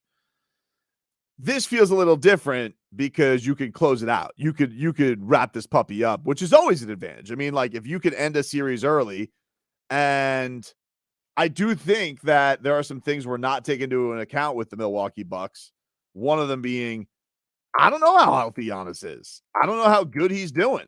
Like, he apparently had to get, IV'd up until 1 a.m. They couldn't get out of that building, which is pretty crazy. Like they couldn't leave. They had to, watch their star get almost like brought back to being able to walk out of there. How does that happen? I mean, I think it goes from not playing in a week to all of a sudden you're playing 40 minutes in a high pressure game. And look, he was awesome. He had a triple double. Like, he was every bit the MVP, which is, I thought it's one of those things where, like, I just think it's a huge confidence boost for Miami too, because if they were going to do anything in these playoffs, if they were going to be serious about it, you need to show. I didn't want them to just get a great break. I would have taken it. Don't get me wrong. I mean, listen, if Giannis would have never played and they would have gotten to waltz to the second round, good. I mean, bad stuff has happened to the Heat in playoff runs too. But I do think there was something to that game where it's like, no, you not only beat them, but you beat them at their absolute best. Where Jimmy was a monster, a titan in that game. But he has been the best player in the playoffs so far. It's not debatable. He's going up against the number 1 defense. He's putting up 35 a game. He's shooting over 60%. This guy has been, and he just continues in his Heat career to prove that he is a absolute monster to deal with in the playoffs. Whether he wants to acknowledge playoff Jimmy or not, it's fine. But the guy has been an absolute beast. And so that just gives you a little bit of like, okay, there's something on the line tonight for sure. If you can end a series, it's not quite house money. Now, if they end up not winning tonight, and I picked them in 6, that was my pick. I feel great because they're going back home. Like, you get a closeout game at home, and people will say, well, the pressure's going to be really on the Heat. It's like, yeah, it will be, but there would be pressure no matter what. Like, if you were the other way around and you had that game 6, is it more pressure with your season on the line at home, or is there more pressure with like tonight? Is there more pressure on the Heat or Bucks? Quite obviously the Bucks. Their season is on the line tonight. And while, yes, there will be pressure on Miami to go end it in 6, there's still more pressure on the Bucks because their season is on the line. You don't want to go back to their building for a game 7, but I just feel like the confidence will be strong going back to their building anyway, because that was the importance of taking the first game of the series. So while it's not a straight up house money game because you have the chance to end them tonight, and I do feel like they're a little bit shell shocked by what happened. And I think to the effect of people almost overreacting on the lines and saying the Heat are a 12-point underdog to them. I think that's nutty. Nutty, Marcos. Yeah, I mean, I agree. As Nicole would say, who's totally not here right now, they don't want the smoke, dude. They don't want the heat. I think they've realized. They thought they did. Yeah. But Spo was playing 40. I mean, like, let's be honest about it. Look how this has worked out. swimmingly, right? You lost that play-in game to the Hawks, maybe intentionally, because look at the Hawks right now, giving the Celtics all they can handle. So not only are you weakening the Bucks and taking them out early, setting yourself up on task at hand, but you're potentially putting yourself in a road where you took on a Celtics team that's also a little frazzled. You know, I don't know. So you're saying this was on purpose? This was all a plan. He had the answers to the test, and this is what he said. He had the answers to the test. Did he we not didn't say believe him. that? Yep, we didn't believe him. Yeah, Too. but I don't ever believe him. Yeah, that's true. I should believe him more. We have enough. I should respect Eric Spoelstra and what he says more. Yeah. I should just respect the fact he's never going to rip his team publicly. Mm-hmm. But I don't. You know, like I continue to be fooled by this genius, this mad basketball genius. So it's okay. Could be worse. Let's talk to D Sizzle. D Sizzle's on the line. What's up, D Sizzle? Hey, how's it going, guys? How's it going, D Sizzle? Just chilling, working, hungover, tired, but all the same. So today is my 33rd birthday. Happy birthday! Happy birthday, D Sizzle. Happy birthday. So let me ask you guys. You know what I want for a birthday present today? What would you like? What would you like, buddy? I want a Miami Heat win. Yeah! Woo! Although the Panthers may need more of your help. See you, buddy. Take care, D Sizzle. Happy birthday. Give you some more headlines here, brought to you by the new Palmetto Ford Truck Supercenter. Why buy your truck at a car store? Palmetto Ford. We know trucks. Thank you, J Fig. The Marlins, they got to bounce back tonight. All right. Lost a couple in a row here to the Braves. Get it going. Tonight, 7:20 on the Hill. And they'll try and see if they can get on their way to splitting this 4-game set. Braves are good. The Braves are good. Sandman is supposed to be back tonight, so that's good news. Bicep tendonitis, not Yep. Bicep tendonitis is not in the way. Is that something that's attributed to how much he pitches? Hard to say. I don't know. I don't know. I mean, obviously, everybody's going to leap that. That guy threw an incredible amount of innings last year. Yep. Could he keep up that pace? I'm sure a lot of people are thinking to themselves, no way. No normal person can keep up that pace. So, I don't know. But I do know that they need him to pitch better. Like he hasn't looked like the man who pitched last year, which was, quite frankly, one of the most unstoppable forces in baseball. Nobody could get a hit on him, and he would go 9 innings every time. Is that a sustainable thing? Probably not, but he is a moose. He had that one game this year where he was untouchable against the Twins. But yeah, they need him in this situation. I would say this is the first time this season they've really needed Sandy to put a stop to the bleeding, especially because that Braves team is really good. That Ronald Acuna is still a hot dog and prima donna who I can't stand. Can't stand him. Can't stand him, dude. Big baby. Always thinking somebody's trying to brush him back and hit him. Get out of here. So, I don't know, man. 560, you're on the air. What's your name? Hey, it's Chapo. Hey, Chapo. Chapo. How y'all doing? Good, buddy. What's up? Excellent, sir.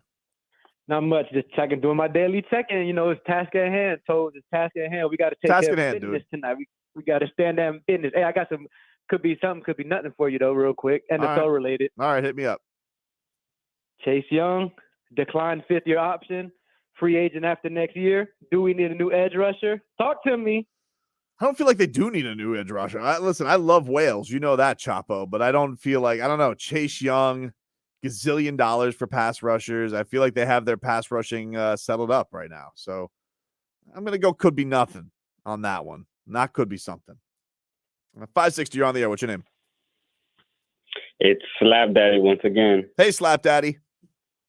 Hey, how you guys doing today? So interesting. Why are you saying that, Marcus? I don't know. It's just like, why? I can't just introduce. It's his name, Slap Daddy. No, that's it. You What's did the it problem? right. No, you're a pro. You did it right. It's literally his name, Marcos. Yeah, don't worry. You'll see my name soon. Just pay attention to that Power Slap League. All right. I will. Anyways, I got a little message for Giannis tonight. I know Drew Holiday is gonna come do his thing. Yep. And I know that Middleton wanna say that, I can guard Jimmy Butler. But we all know he can't. But Giannis, come close. Don't lose.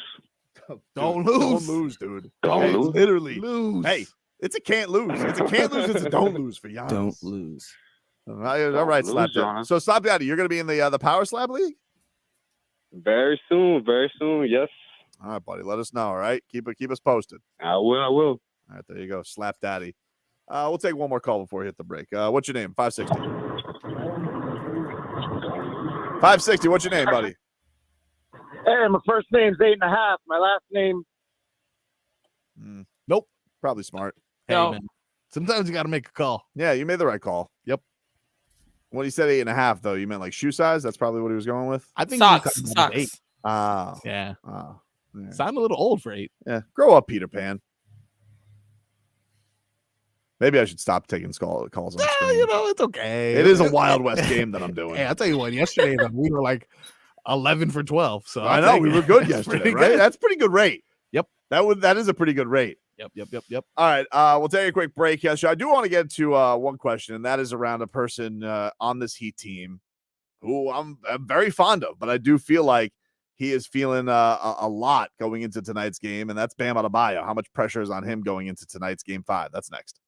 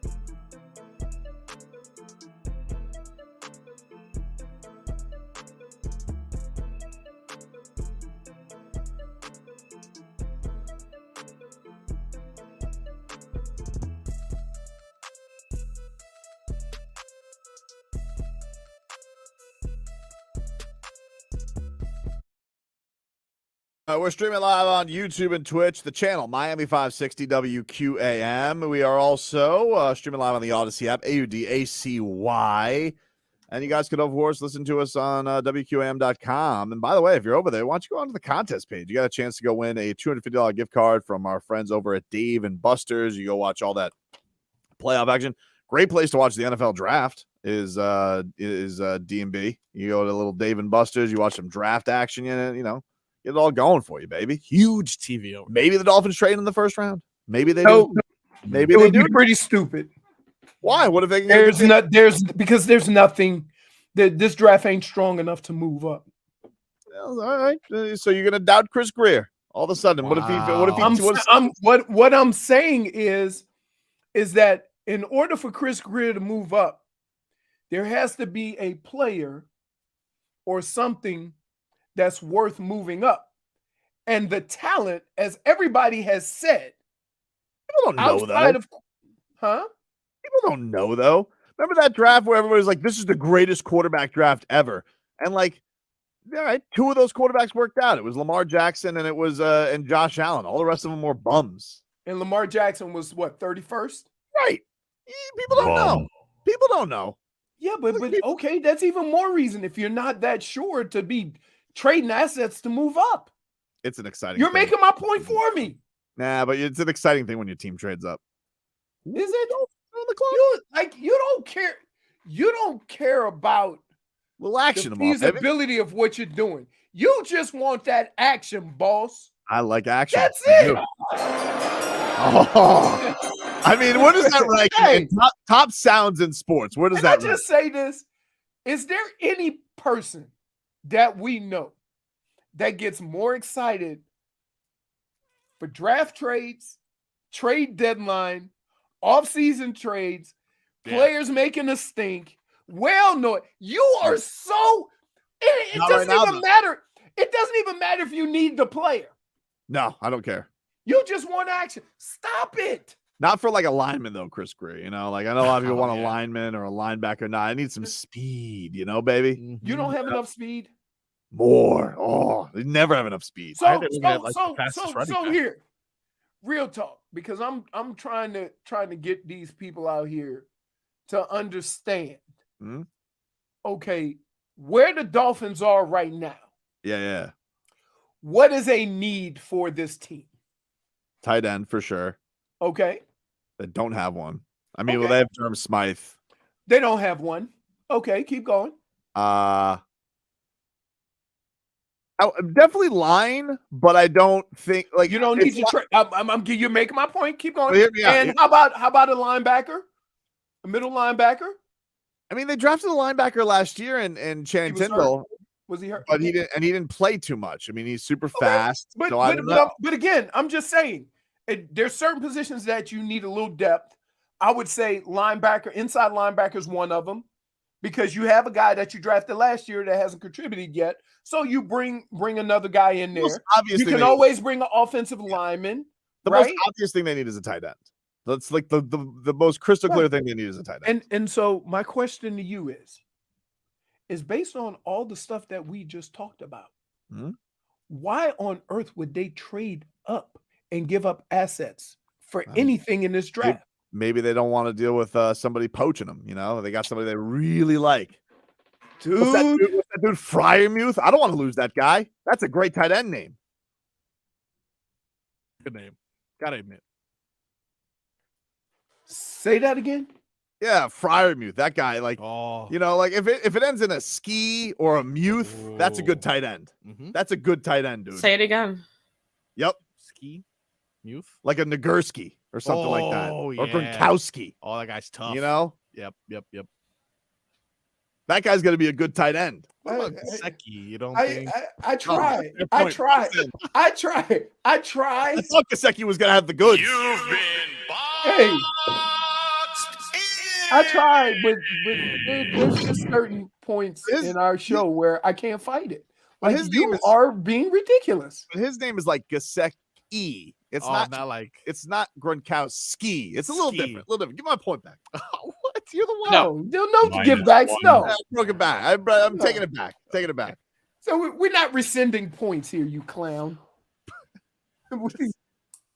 Well, unboxing just now. as you with the conversation we've had, there's really no reason to give up assets to move up. Now, granted, if they had the 51st pick, if they want to move up to like 45 or something like that to then get one of those tight ends, that's a different story. Okay. Because it ain't gonna cost you a lot to move up in the second round. But to move from the second round to the first round, you don't have a pick? No, not giving up assets for that. As Baldy said, we're in the sweet spot. So Baldy did say that. Yeah, Baldy did say that. Nice, Here's another sweet guy with a spot. great tight Here end we named go. Moose. Here we go. Moose is joining us. Hey, Moose. Hey, how's it going, you guys? What's happening? Good, buddy. How are you? I'm doing great. I'm the one that called yesterday about the Tobin movement. I love this guy. The leader. Hey, man, I just want to let you know I'm here in Milwaukee, just landed. I'm headed to get my boots on the ground. Wow. I'm excited. Me and my brother are going to the game. I hope you guys brought your gentleman suit because I sure as hell did. Wow, you're going top hat and monocle to the game. Oh, can I just tell you, hey, that takes stones. That takes stones to go into a visiting arena. Same stones that Tobin has, baby. Exactly. We don't hide them. I appreciate that, dude. I don't know. And then tomorrow I'm gonna be calling in screaming Leroy. You already know. You guys have a blessed day. Let me tell you something right now.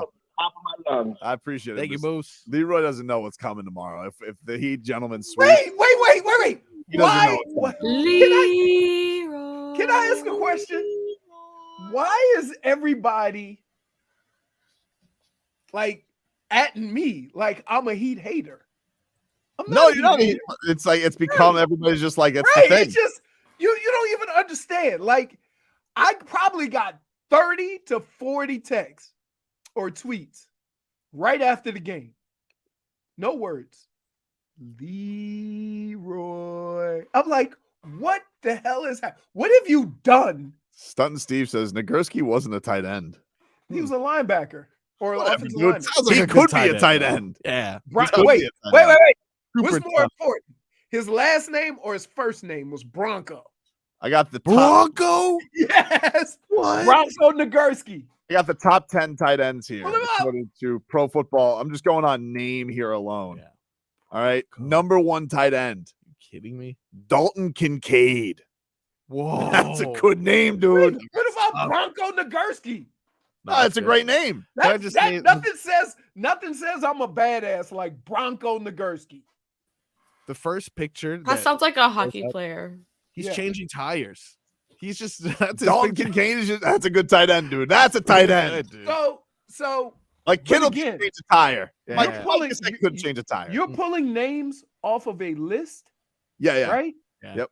And none of those names say I need to trade into the first round to get him. I think I'd traded for Kincaid. It's a good name. Kincaid? Yeah. That sounds like a television guy. Ooh, And let's one. go to David Kincaid with the Here's weather. another one. Hmm. Luke Musgrave. Oh man. Musgrave is, Musgrave has always been a good sports name, right? Oh yeah, dude. Musgrave, we had what baseball player? Didn't we have baseball player Musgrave? Mhm. Quarterback. We had a quarterback, Musgrave. South Dakota State. Nope. No, listen, no. Nope. Not to sway you. Nope. Not to sway you. Go. Tucker Kraft. What? Tucker Kraft. Is he related to River Craycraft? No, because that's a different name. I thought you were going to go with Tucker Robert. Kraft. He's not hyphenated. Yeah, he's Oh. related to Robert Kraft. I Tucker feel like Kraft? Robert Robert Kraft's grandkid is probably going to a better school. Probably. Nope. Not Probably not feeling going it. to school. Come on, give me some more names. Luke Schoonmaker. Oh man. Is he a race car driver? I don't know, dude. Oh man. What about Tank Bigsby? That's That's not a hey, thing. hey, nothing says I'm a badass football player like Tank. Like Tank tank. Wait, so wait. Here's the other thing. Anybody ever met any small tanks besides the guy who fought this past weekend? Javonte Davis is the smallest thing I've seen. Then you got from Old Dominion, Zach Kuntz. No, we would no. Hey, I like my job. Not really a fan of that Right? guy. No. Hey, you had to read it carefully, didn't you? What about the? I think this is the best tight end namer so far. Payne Durham. Oh, look at that. From We Purdue. already have a Purdue. wait, Yeah. Payne Durham and Durham Smythe. Come on, No, you Payne can't do Durham. that. Bring Payne. Yeah. I think I got my guy. Payne? Yeah, but when he's supposed to be a 5th or 6th rounder, right? I don't know. I don't care. I mean, probably he's the 10th tight end on this list. Nah, let's reach for him. But a great name. Payne. Payne. I like that. Payne Durham and Durham Smythe are playing the same position. What are you doing? Yeah. Just call our tight end room North Carolina. Hmm. Well, that's Durham? That's pretty good. I Geography. feel like you're going Geography. North Carolina. Come on in, raise up. Raise up. Take a quick break. Spin it like a helicopter. Rats off a ship is next.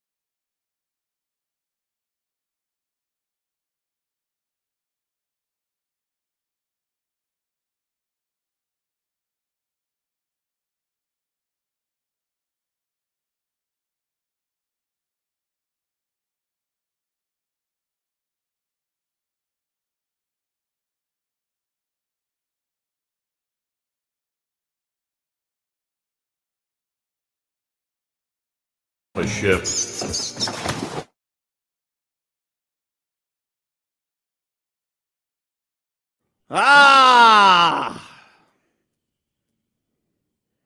time to get to our favorite Wednesday game, ladies and gentlemen. Rats off a ship.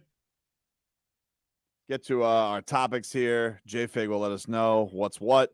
Streaming live on YouTube and Twitch. Miami 560 WQAM. Game 5 tonight. Panthers, Bruins. Panthers on the brink of elimination. That's a 7 o'clock puck drop. You guys can hear that game on AM 790 tonight. Coverage starts at 6. And then, of course, later on, 9:30 here on 560 WQAM. Tip-off for Game 5 between the Bucks and the Heat. And that gets going at 8:15 preheat with Alejandro Solana. What do we got today, JFig? All right, guys. Number 1, Myers Leonard's his excuse for standing up for the 3 ball. He had an itch. Yeah, what was the excuse? I didn't see it. He was stretching. Okay, so I'm trying to download the image. I just got it, but he Okay, we'll puts take, on a tweet. LOL. Let's We'll take just a go call ahead. from we'll take a call from Tim while you get the video. Hey Tim, what's going on? Leroy. What's that for? This is how we say hello now. Hey, task at hand. Task at hand. But I just got to get in here that that guy Richie's still a bum, and so are all those Knicks fans that we're going to take down next week. Hey, Tim. Task at hand, dude. Task at hand. Task at hand. Task at hand. Task at hand. He's not wrong. But task at hand. That's amazing for somebody whose favorite move is that's a win, that's a loss. It's not my favorite move. It's one of my favorite radio games. But like, I don't understand why it's so. Like one is like way. It's like being upset about that's a win, that's a loss is like being upset about planning a vacation. You know, like I'm just looking forward. I'm just looking forward to a fun time. Whereas, like, if I'm in the moment, I can't think about vacation right now. I got to get to this work deadline. All right, we got to finish this show. So that's what I'm on to. All right, Jeffy, do you have the tweet from Myers Leonard? That The a hammer. yes? Oh, you Is know that what? a yes? You're just holding up your finger. No, you know what that could be? That could be Scooby going crazy, possibly in the background. It's fine. We know Scooby's there. She was also frozen for a second too. I was confused. No, she was just frozen in the dungeon. Oh. I don't know what's going on right now, J-Fig. You're just staring at us. 10? Guys, oh my God, I had the I don't know which death well, you had going the on. 1 and now you're going 10. I don't know which one it I is. had the little wheel. I couldn't do anything. What do you want me to the wheel. All right, Say that as buffering. We need a Like, we're not. I was on mute. I was trying not for you. You're telling me to steal third. I don't know what you have going on. Right. I had the little wheel and I was on mute because I don't want you to hear my clicking. Click. I've Wow. heard complaints before about the clicking. What if you do this? This is the new wheel symbol. I don't like the. You know what I miss? I miss the hourglass. You know? The hourglass. is That where- was the worst. Love the Oh. hourglass. because that hourglass would never get empty. It Never. would just It flip stayed over. there. Just stayed there, dude. Yeah. Always. I don't understand how your screen could be frozen, but the hourglass could still move. Yeah, it was amazing. The mouse never could be taken away. Well, I have it, guys. Are you ready? Yes. I'm ready. What is Myers All Leonard's right. excuse? Please. All right. So he's holding up the threes. It looks like he's holding up 3 goggles after Caleb Martin hits a 3. And he says, What? LOL, let's just go ahead and stop this narrative. I was signaling for a 33 to our team. It's a 2-for-1 situation to finish to finish the quarter. What? I gotta be honest with you, dude. Yeah. Hey, since when does 33 mean 2 for 1? I gotta say, if I didn't see the video of him looking uncomfortable after doing the 3 goggles, I would believe him. But it just looks like after he realizes, oh man, what I just did, I feel like he's just making something up. No. I'm rats off a ship on his excuse. I'm not rats off a ship. Like, that's a pretty large, like, assumption that we're making there. right? That he cheered for the Heat? That he cheered for the other team. Did you not see the video, Leroy? Yes. It's not that crazy. Remember the one time, the first year LeBron left Miami to go to Cleveland, and I'm pretty sure the Heat were playing them. I think it was like in Mexico or something like that. And he set a screen for Norris Cole while he was on the Cavs. It's not that nuts. Like, if you have this reaction to Mike Biamonte, if you're Myers Leonard and you played a lot of games for the Heat, what did he play? He played 2 full seasons here. So, like, all of a sudden, Caleb, and he's just 3, and he's just like, I think Mike Biamonte, like, dude, are you out of your mind? More than him saying, I'm calling out signals, you're not Mike Budenholzer. Come on, dude. You telling me a guy? So you're not wrapped up. buying You believe him? Yeah. All right, J-Fig. Come on, dude. Can I just tell you? I am forever known as a Cleveland Brown, right? But when I played against the Cleveland Browns or the Baltimore Ravens, I knew who the hell I was playing with. So I ain't buying it. No. For anybody to jump to that, come on. I'm rats off a ship. He's lying. Wow. Just like that. Just Marcos? Yeah, I also think he's lying. And like you said, had he not shown that embarrassment after, maybe I would have believed him. But look, I know we're not playing this game. Damage is done. I'm sorry. Wait a minute. We got combo games now. Combo game. I like it. You're the number one person who does that Combo game? Yeah, you He do. He does. He'll all get the time. What's number 2, J-Fig? Tua wanting that smoke from Aaron Rodgers. Oh, all right. And this is why. All right. It's Tua's trainer, Nick Hicks, who's been on the show before. Great follow on Twitter. By the way, those quads. Oh my God. On Tua, not Nick Hicks. I don't know what his quads look like. I imagine good if he's first. Nick Fix. That's the point, you rascal. Point for Marco. Put the tweet up again. Stop flirting with the players. Yeah, he's a trainer. What was the? Well, I know he's the trainer, but you were saying Tua's. Yeah, I mean, look, you can't deny what you see. Yep, the moose. Anyway, what was the tweet, J-Fig? Okay, so he said, talked to Tua about this over a month ago. He was hoping that the Jets got Aaron because he really wanted the opportunity to play him twice a year. I'm honestly really excited to watch because lately the Jets games were so damn boring. Again, kudos to the Plains. I'm not rats off a ship. I'm glad that Tua wants to smoke with Aaron Rodgers. I mean, he did lose to him last year on Christmas, but I didn't know that he was concussed when I claimed that Tua ruined Christmas. You did say that. I didn't know that at the time. That is but true. He started off really well against Aaron Rodgers before Aaron Rodgers beat the Dolphins. Yeah, but you did say that he ruined Christmas. I did say he ruined Christmas, but I didn't know he had a concussion. All right. That's not fair. Maybe you ought to think these things out before you. Nobody knew. There was a dude on Twitter who discovered that he had a concussion. It was like Finn's 69 on Twitter was like, "Hey, you guys see this hit?" And we're like, I'm just saying that sometimes before you jump to your normal Tobin conclusions, you might want to take a break and like realize something's got to be up. It was he looked like the best quarterback in the world in the first half, and then in the second half, he looked like a bum. And maybe I shouldn't have said that he ruined Christmas because I didn't know that he was concussed, and I feel bad about it because I love Tua, but I thought he ruined Christmas. Turns out concussions did. Concussions ruin Christmas? Yep. I gotta tell you, take it firsthand. They've been known to destroy some holidays. Yeah, of course. What about you? Are you rats up a ship on 201 in that smoke, or do you like 201 in the smoke?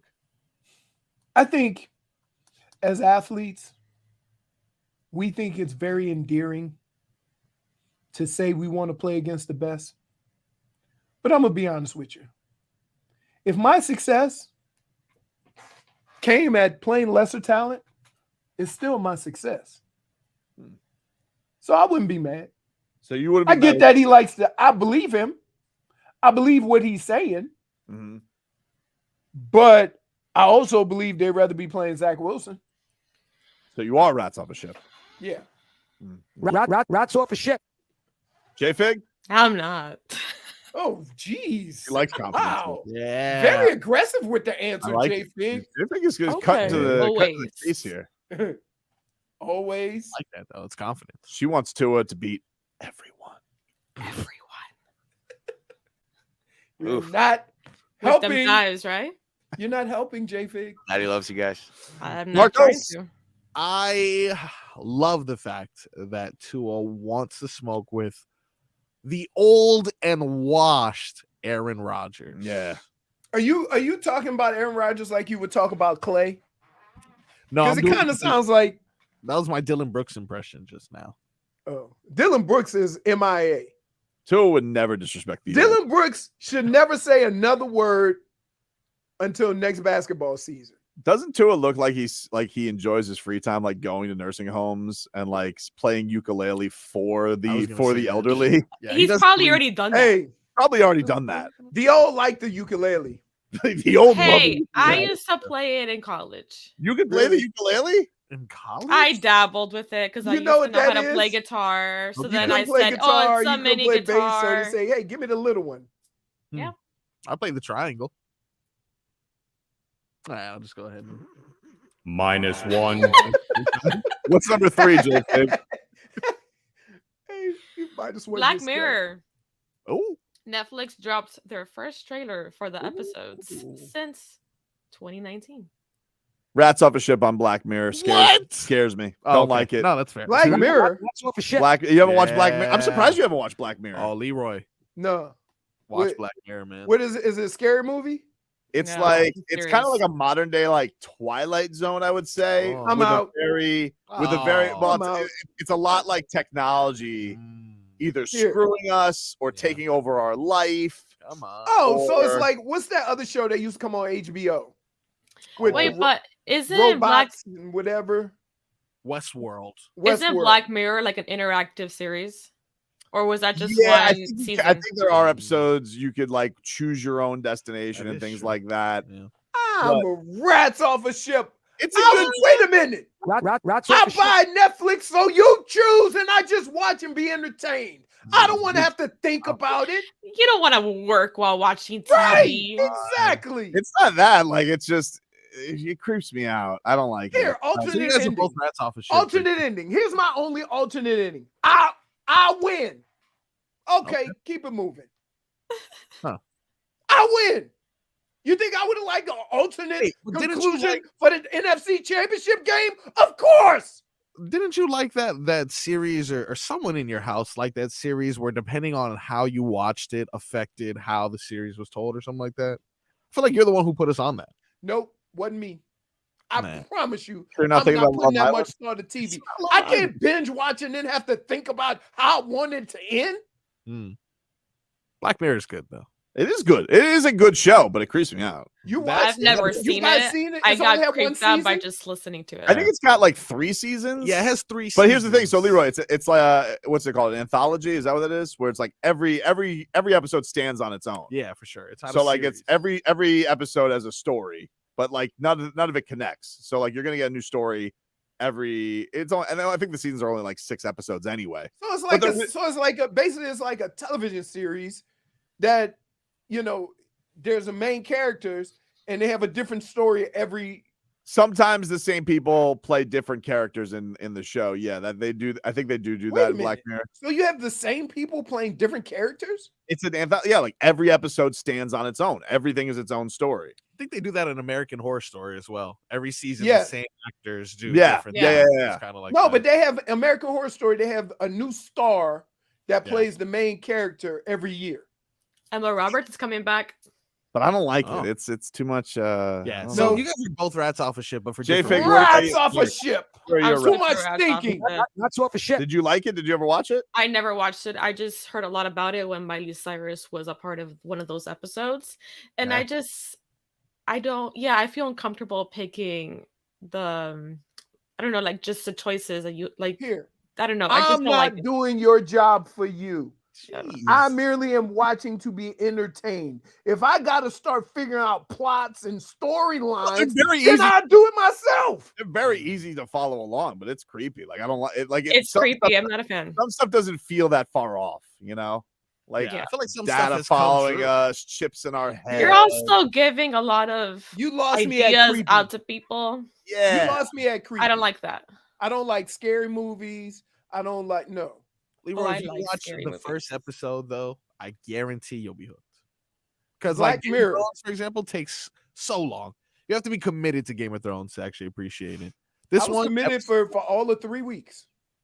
yeah, still a record to this day. It really is. It's amazing. So wait, obviously so Marco's biggest Black Mirror fan here. You're not Rats Off a Ship. Bro, I love that show. You I'm so love Black glad. Mirror. Yeah, Well, you'll have some time to watch with little tadpole there. You'll be watching some new Black Mirror. hey, like- all you got to do is this. Marcos, you ready? Yeah. You lay on your couch, Mm-hmm. take your baby, lay him on your chest like that. Yep. Right? The heartbeat, if you got a slow heartbeat, it puts him to sleep. Right? Lay So off that's the what I phone. used to do, Rebecca. She used to be calmed by my slow heartbeat. And then on my right hand, I had the remote. And then on the ground next to the couch, I have juice. And then you can watch whatever. Because for the first year, all baby gonna do is sleep and eat, and you gotta change the diaper. That's it. That is Rats Off a Ship.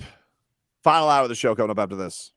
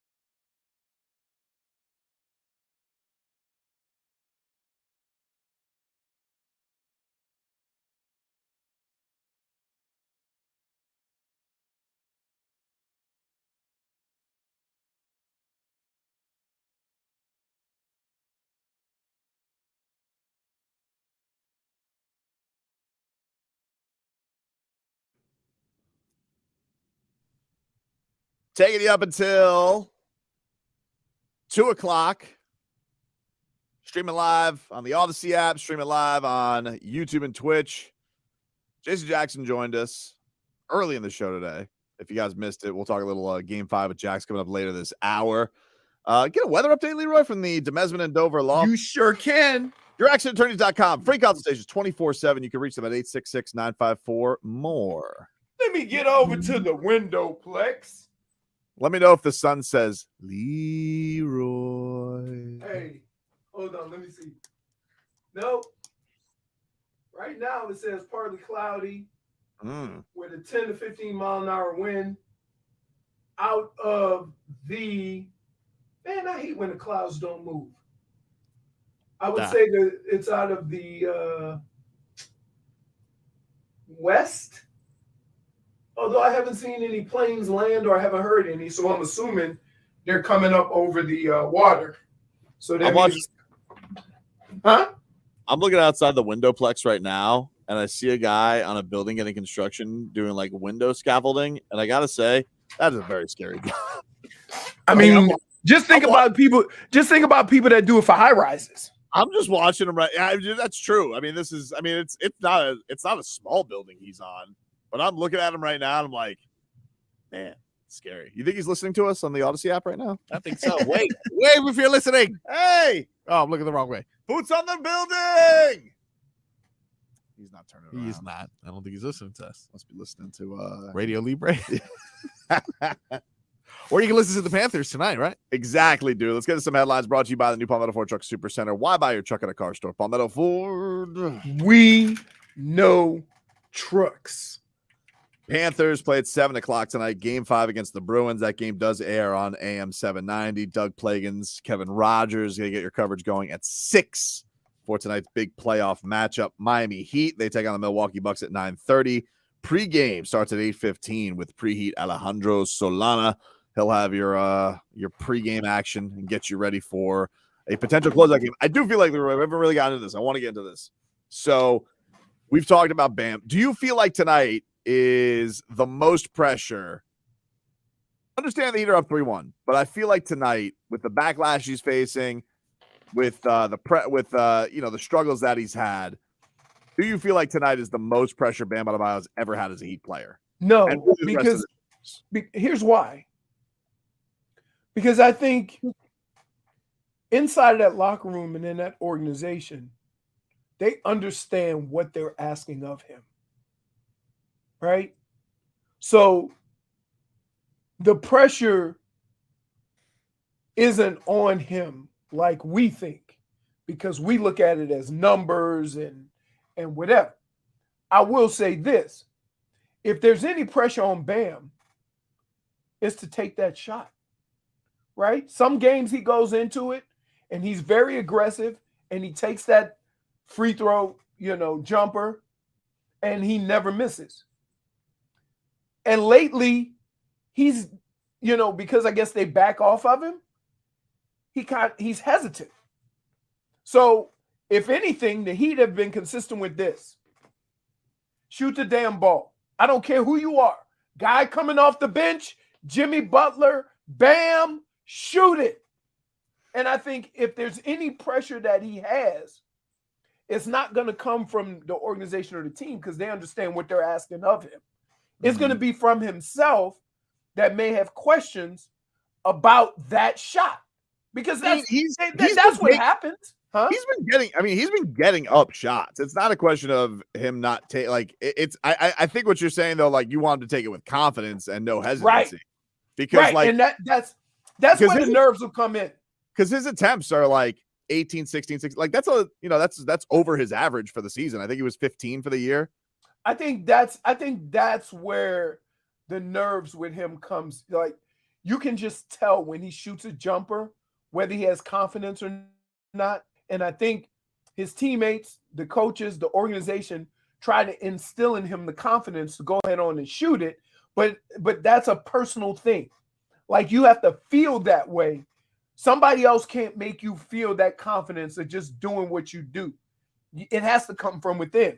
And I think that's where, the pressure may come, but it's not coming from anybody outside of Bam. Yeah, I do think it is one of the more pressure filled games he's feeling, because I do feel like, that game really was looking for somebody to give Jimmy some relief. And I do think that, look, everybody knows the culture stuff that he brings. Everybody knows that he's been looked upon as like, the Heat guy who's like the next generation after UD, after D Wade. Remember all the photos, that stuff. Like, and I do think, here's another thing. There's no Tyler. And I do feel like Tyler's a bit of the lightning rod when it comes to the fan base. When things go wrong, blame Tyler. And there is no Tyler. Like, they really need Bam, and as much as it's great that he provides, the other stuff, I'm all here for the other stuff. And look, if he goes down tonight and you shut Giannis's ass down, okay, cool. But here's the thing. That last game, he got in foul trouble early. Giannis had a triple-double. Brook Lopez had a career high in postseason scoring. So it's not like their bigs weren't getting off either. And he didn't really perform offensively. So, and I get it, maybe he's playing with a hamstring, but I do feel like, man, if Jimmy doesn't have that game, I do think a lot of the fan base turns on. And I think he already gets I do think that there's a pocket of the fan that doesn't, they're always going to do the more aggressive thing with him. But I think even the ones that do believe in him and do defend him are saying, hey, man, like, Jimmy needs you. Like Jimmy even said it after the game. Jimmy's like, man, when he starts making that shot, I think life's going to be easy for us. And again, I understand all of that, right? But that pressure, when you say pressure game, I think the only time he could really feel that pressure is if it comes from teammates or other people. Like, the pressure that he puts on himself, that's just normal. And I think that it's hard to play a sport that the success rate around 50 is great, right? It's hard to play a sport like that and not have confidence. It's like, you almost have that confidence of Philly cheese, right? Why are you upset you went 0 for 10? Because I didn't go 0 for 11, right? That's kind of a basketball's mantra. A basketball player's mantra is that you still have to be positive. You still have to be shooting. You still have to always think you're going to make the next one. And when basketball players get in their own way, they start questioning that portion of it. Renee says, why you guys are going to act like Bam doesn't struggle against bigs like Lopez and Giannis? He has. I mean, like, look, if you look back at he was good in game 7 last year with Jimmy. He had 25 and 11. But if you're just going based on his scoring numbers last year in the playoffs, like, he had 31 and 10, which is probably his best playoff performance recently in the Eastern Conference Finals last year. That was game 3 on the road. Jimmy got hurt. If you want to break it down and say, oh, well, he doesn't do it against bigs. Robert Williams was out that game. Remember, he was in and out with knee injuries. But that was still you're talking about that Celtics team without him was one of the best defensive teams in the league. Last year in the Philly series, his best 2 offensive games were the first 2 games with Joel Embiid out. And then, it was a struggle, but he's also defending Joel Embiid. But that's my point, is that they don't want to put another big in and lose the scoring, right? Lose the spacing. Yet they keep putting Bam in these situations where he's guarding these 7-footers, and maybe that's weighing on him because he's, again, not 7 feet, right? So they have to find like creative ways to give him some space with those bigs, because all of the guys that he faces, he is quicker there. And if you don't, throwing him the ball at the foul line does not expose his quickness to those bigs. I'd rather him go out tonight and again keep having a game where he shoots 16 times. Like, I think the best example of it was already in this series. I thought that, against Brook Lopez, he was aggressive in the first half, couldn't, hit water if he fell out of a boat. And then in the second half, really turned it on and was making a lot of stuff and was a huge reason that they won that game. Right. In game 1. So it's not like even in the series we haven't seen the good from him. But yeah, I get it. The last game, it was a huge struggle. It was tough, especially in the first half. Like, I think it would be great if he got off to a really nice start tonight. I think that would ease a lot of stuff. Just go out if he makes a couple of those jumpers right away. But yeah, I definitely think that I think that he's at a point in his career. He's made a couple of all-star teams. He's not 23 like he was in their first finals run. Like, people do like to ignore that Eastern Conference Finals that he had where he dominated Boston. But, I get it. More pressure, more years, more responsibility, and especially no Tyler. Like there's just naturally more on your plate now because you don't have Tyler. I think his biggest issue is not having Tyler. I think his bigger issue is that they don't have confidence in any other big to come in and spell him. So all of the things that have to go on in the paint are on him, right? Was defensive, rebounds, it's all pretty much on him. Mm-hmm. And to be an undersized guy and to have the pressure of all that on you, I think that's what's weighing on him. We'll take a quick break. Back with more after this.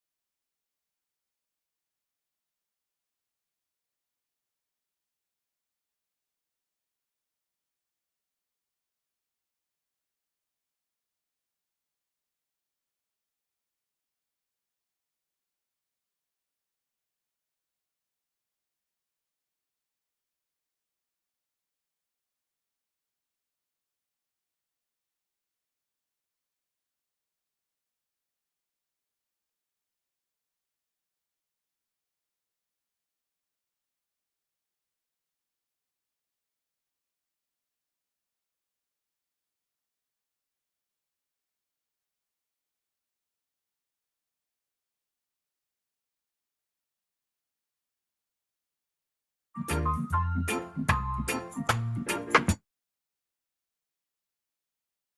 right, welcome back. Tobin and Leroy here with you on 560 WQAM. You missed any of today's show, go back and watch it. The full thing's available on our YouTube page. You guys can watch some clips as well. Stunton Steve says, give Bam some of that TTL. I'm not ready to give him some TTL. Not ready yet. Tough one tonight. Yeah. We'll Okay. We'll see what so let's say brings. tonight. No, but here. The reason why you have to be careful with that, okay? Because you, more than most, understand all the things that's asked of Bam. Yep. And by you saying, I need to give him some TTL, you're basically saying that all those things don't matter. And the only thing that matters is one portion of that. Well, that's why I thought, yes, the last game, which, by the way, I mean, like, he was important in that Fury, but it was basically Jimmy doing it himself.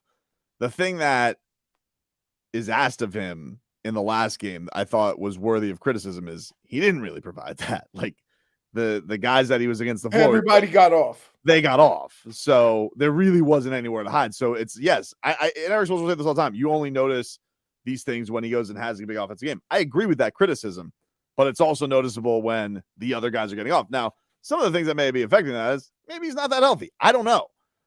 He did give up with the two bigs that he was helping to guard 70 points. Yeah. And on top of that, had to sit his ass for basically the whole first quarter. Well, that's what happens when you're coming to 7-footer and you're 6'9". Yeah. So like, that's what I'm saying. Like, we have to, well, I think one of them we have to be more understanding of Bam's situation than a fan does, because we understand what's asked of him and how difficult it is. Schmeathan Schmolnick says his name about to be Scam Adebayo. I don't like that. I don't like that, Schmeathan. Knock it off. Kind of good, though. They get it. Wait, can I ask you a question? Where the hell you think all these people get that from? What do you it's mean? you. What do you mean? What are you talking You about? are the one that everybody feels they can go in all willy-nilly with the name calling. Because that's what you do. I don't do that. I like, who have I done that to? I don't do that. Everybody. You. Lowry? Does the term fat cat Lowry? mean anything? I call it like I see it. Oh, Lowry a caboose before the show even started. Come on. So now you're going to get on Schmeathan Schmolnick for saying scam? I don't like that. I don't like him being called You scam. don't like it. I'm sure Lowry doesn't like being called the ass of a train either. Yeah. Well, I mean, dude, that's he knows. But that's okay. He knows what God gave him. So you can't get on Schmeathan because he just does the same thing with somebody you like? Let's not forget the one thing he said about Mike McDaniel. I mean, Mike McDaniel, let's be real about it. Are you a genius or you just knew Adam Gase with glasses? Dude. See what I'm saying? Where do you think everybody gets this from? Guess what? People wouldn't be randomly hitting me up going, Leroy. That is now, when people call in, it's almost like you've told them you got to start the conversation off with that. Tobin. Where do you think they got it from? You. Now all of a sudden you're going to act like, oh, I don't like that. I don't like that. Well, you should have thought about that when you were promoting and aiding and abetting these people. I get it, but like, look, I understand there's a lot of responsibility that he has, but like, heavy is the head, dude. You're an all-star. You're a max player. What? Heavy is the head. Where's the crown? He don't wear the crown. Jimmy wears the crown. Yeah, but like Jimmy wears the crown. As Jimmy goes, so does this team. Not as Bam goes. Heavy is the shield that I need to hold up for the, as a knight for the king. Like he needs Bam can be a lot of things. Not as smooth. Bam can be a bunch of things, but you know what he can't be? 7 feet. Okay, but Leroy, we're just talking about like we understand. I understand he's not 7 feet. He also averaged over 20 points this year. The guy's gone against centers and has scored and has success. Okay. He has. He's going against 7-footers like runner up in defensive player of the year and listen, Giannis. Brook took his lunch money. Brook blocked him 3 And times. Giannis? Yeah, I mean, Brook was more. It's more Brook than it is Giannis, to be honest. Yeah, I mean, yeah, because you don't want to see. Wait. Brook was Brook. He stuffed Bam 3 times. Brook did what Bam does to a lot of people. Brook stuffed him. Brook stripped him. Brook had him working really hard and flustered. Here's the kicker: while never having to leave his feet. That's what 7 foot does. Really annoying how tall he is. Yes, that's what I'm saying. Looks like an ostrich. Why couldn't he be like Robin? I know. Haven't even heard from that guy. Why is it always? There's always if you're twins. Why is it always one that's not that good? Wait a minute. How come there's never been 2 twins to dominate? True. The Morrises, Marcus is good. Marquise, you know, Cavender twins. Yeah, Cavender twins. One leads in scoring. One's like, hey, can we go do WWE? Yeah. How's this possible with your twins? I mean, just because you're twins don't mean you have the same skill set. It doesn't? The McCourties in football? One's good. Yeah, one's good. One's already on talk shows. Tiki and Rondé Barber. They're Those both guys good. Those guys were both good. They're But both they good. touched the ball. Yeah. They're both good. They were both good. You know who's a twin? Caleb Martin. They got the wrong right twin. No, they said but the other twin was good. Hey, we can go to the movies. You know who's a twin? Isn't Vin Diesel a twin? Vin Diesel's a twin? Yeah. No idea. What? A man who has Hey, before y'all go into here, okay, don't give me the old stink eye. When you pull it up, apologize. A man who has no twin in broadcasting is Jason Jackson. If you guys missed him, he was fantastic, breaking down all things Game 5. Jimmy Butler. Is he a twin? I don't think so. He's a twin. Jason Jackson's a twin? No, Vin Diesel. He is for sure. Vin Diesel's a twin? He is. Yes. How about that? He's a twin. There you go. Apologize, you clowns.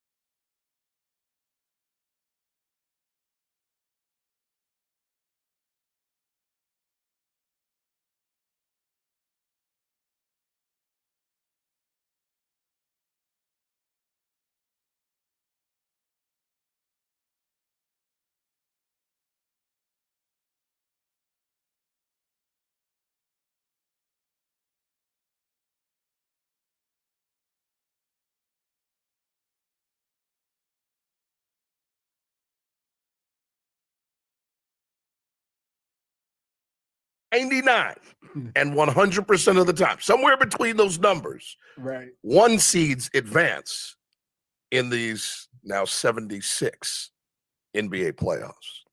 And that's what's really starting to weigh, Leroy, on me today, is the responsibility of making sure there is a proper audio documentation, hopefully, in this first elimination game. We montaged it like crazy yesterday, Jackson. I mean, yesterday was just a Jimmy Butler celebration, and it was great hearing your calls on. How'd I do? No, You did good, I want you man. guys really to break this down, because I made a decision at the beginning of the 13-0 run. I'm gonna take you guys all the way in. I'll bring you all the way in.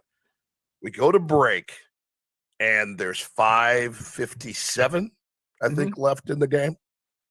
I reach over to Canadian Club over here, all right, Amy Audibert, oh, Canada, as we like to call it.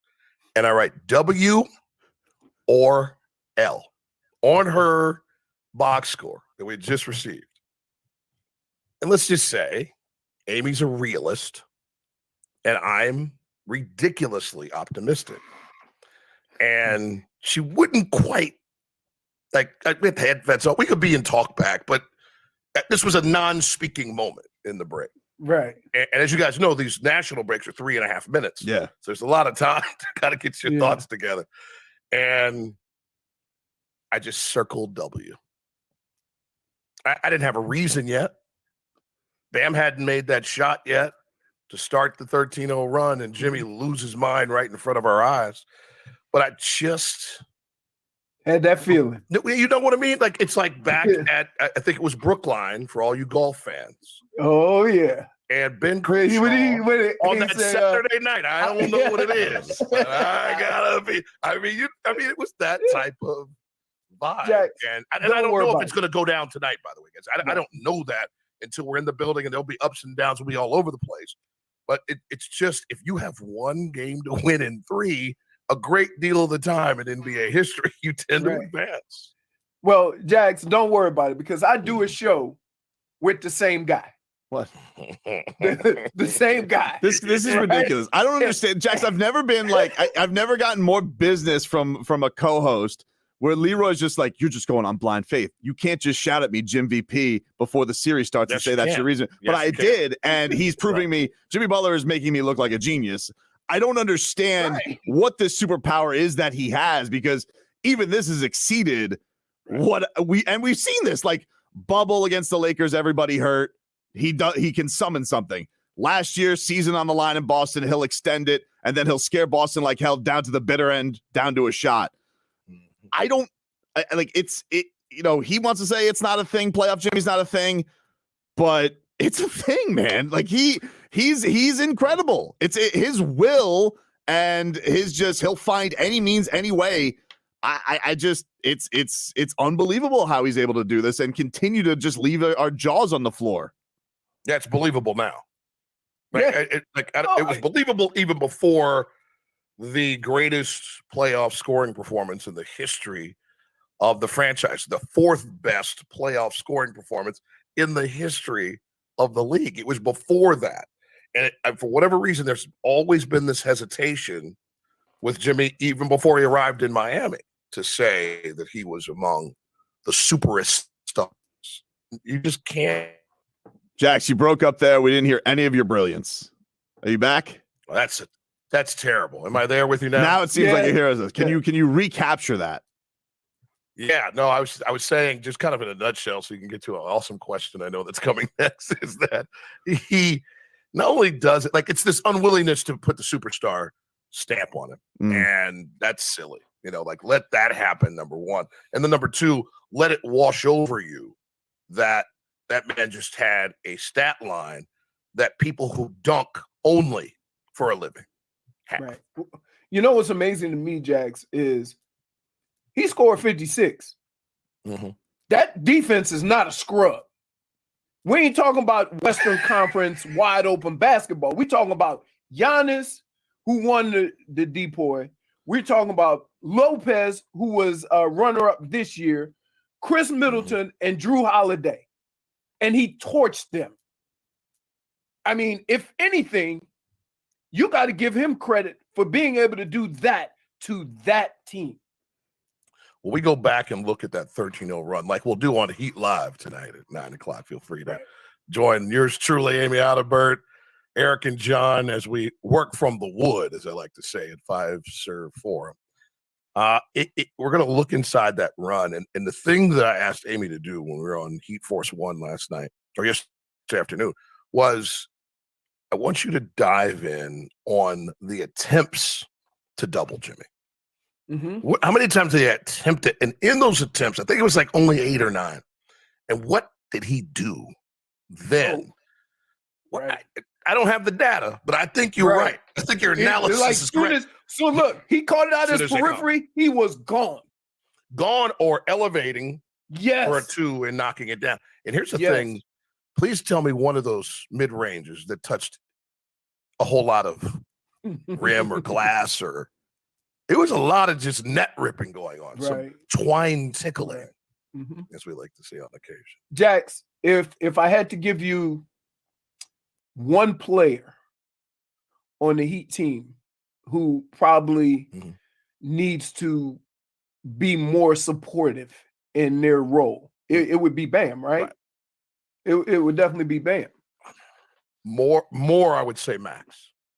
Max? Or if I get standard Max, right? If I can get just a carafe full of that Struce juice, then what Bam is dealing with a mountain in front of him is just trying to survive and find ways to impact everything. Do some scoring, do some rebounding, defend his ass off. And if that happens in that 15 to 20 point realm, if it's closer to double digit rebounds, I'm fine with Bam. If Jimmy's going to be off the charts, now it just comes down to, I get that standard element while I'm getting Duncan, right? Who's just been, I mean, the Duncan of old and then better. I mean, what has he made? Hold on, I just had that stat. I apologize if I crack up your screen by looking at another screen. But 13 for 17. Okay, more please. Just give it to us. He's been amazing, and especially as he's been able to do. Wasn't getting the regular playing time, and now it's crazy that the blowout, it was a benefit for him to kind of just get going, in that fourth quarter where he got to just get some up, and it paid off. He kind of just got to get his swagger back a little bit. But from a Bam perspective, Jax, do you feel like, because Leroy and I'm huge Bam fans, it's kind of impossible not to like the guy and everything he does bring. But what the social media is, and everybody will yell at you about a player. Do you feel like this is the most pressure he has faced from a Heat fan base just because of how much he has to take on with Brook Lopez and getting that shot to fall a lot like it did, in the first half of game one, or second half of game one? Yeah, I think people just don't care what he has to do, just do it. Right? Like Bam created this dynamic where he is going to score, he is going to assist, he is going to rebound, and again, be a dynamic defender on anybody who touches the floor. And then we forget that's hard. We forget that immediately. And that Bam is 6'9", and Brook Lopez, while 10 years older, is still over 7 feet tall and highly skilled. Like, that's not somebody over there that's just going, sure, Bam, whatever you like. And now he's doing it, by the way, from the perimeter because Giannis is right. And so it's now it's almost okay, I've been doing it this one way for 2.5 games. Now I'm going to change everything, and I've got to be mindful to still be in here, which is what's genius about having Kevin Love in the first 5, is that Bam can still find somebody, in the interior, maintain some paint presence so he can go up and, not allow for another opportunity via an offensive rebound for the Bucks. That doesn't eliminate the fact that you do have to have some more production, and it's not going to be easy, and it's not going to catch it as deep. But I tell you what, man, if Brooks starts all that sagging again, boy, you better put an eyeball on the floor. Just shoot it out, like no hesitation. And I'm sure that's the message he's getting, like no hesitation or drive and try to rip somebody's neck off. Right. I always wish that they would kind of isolate Bam and give him some room with Brook Lopez and make Lopez move his feet. But you're right in that once they get into that situation where Bam has the ball outside, Brook immediately backs up. He don't want to get taken off the dribble. So Bam has been hesitant shooting that little. I mean, we've loved the fact that he shoots that thing from the foul line right there. He's been hesitant. Knock it down. Right. Yeah. Not just catching fire. Right. Leroy. And that's it. And because here's the thing tonight. Let's just go ahead and let's go ahead and storyboard this, right? This place is going to be on fire. Oh, right. Yeah. They're going to have actual deer in the building. They're going forests throughout greater Milwaukee. They're going to go get deer and bring them in.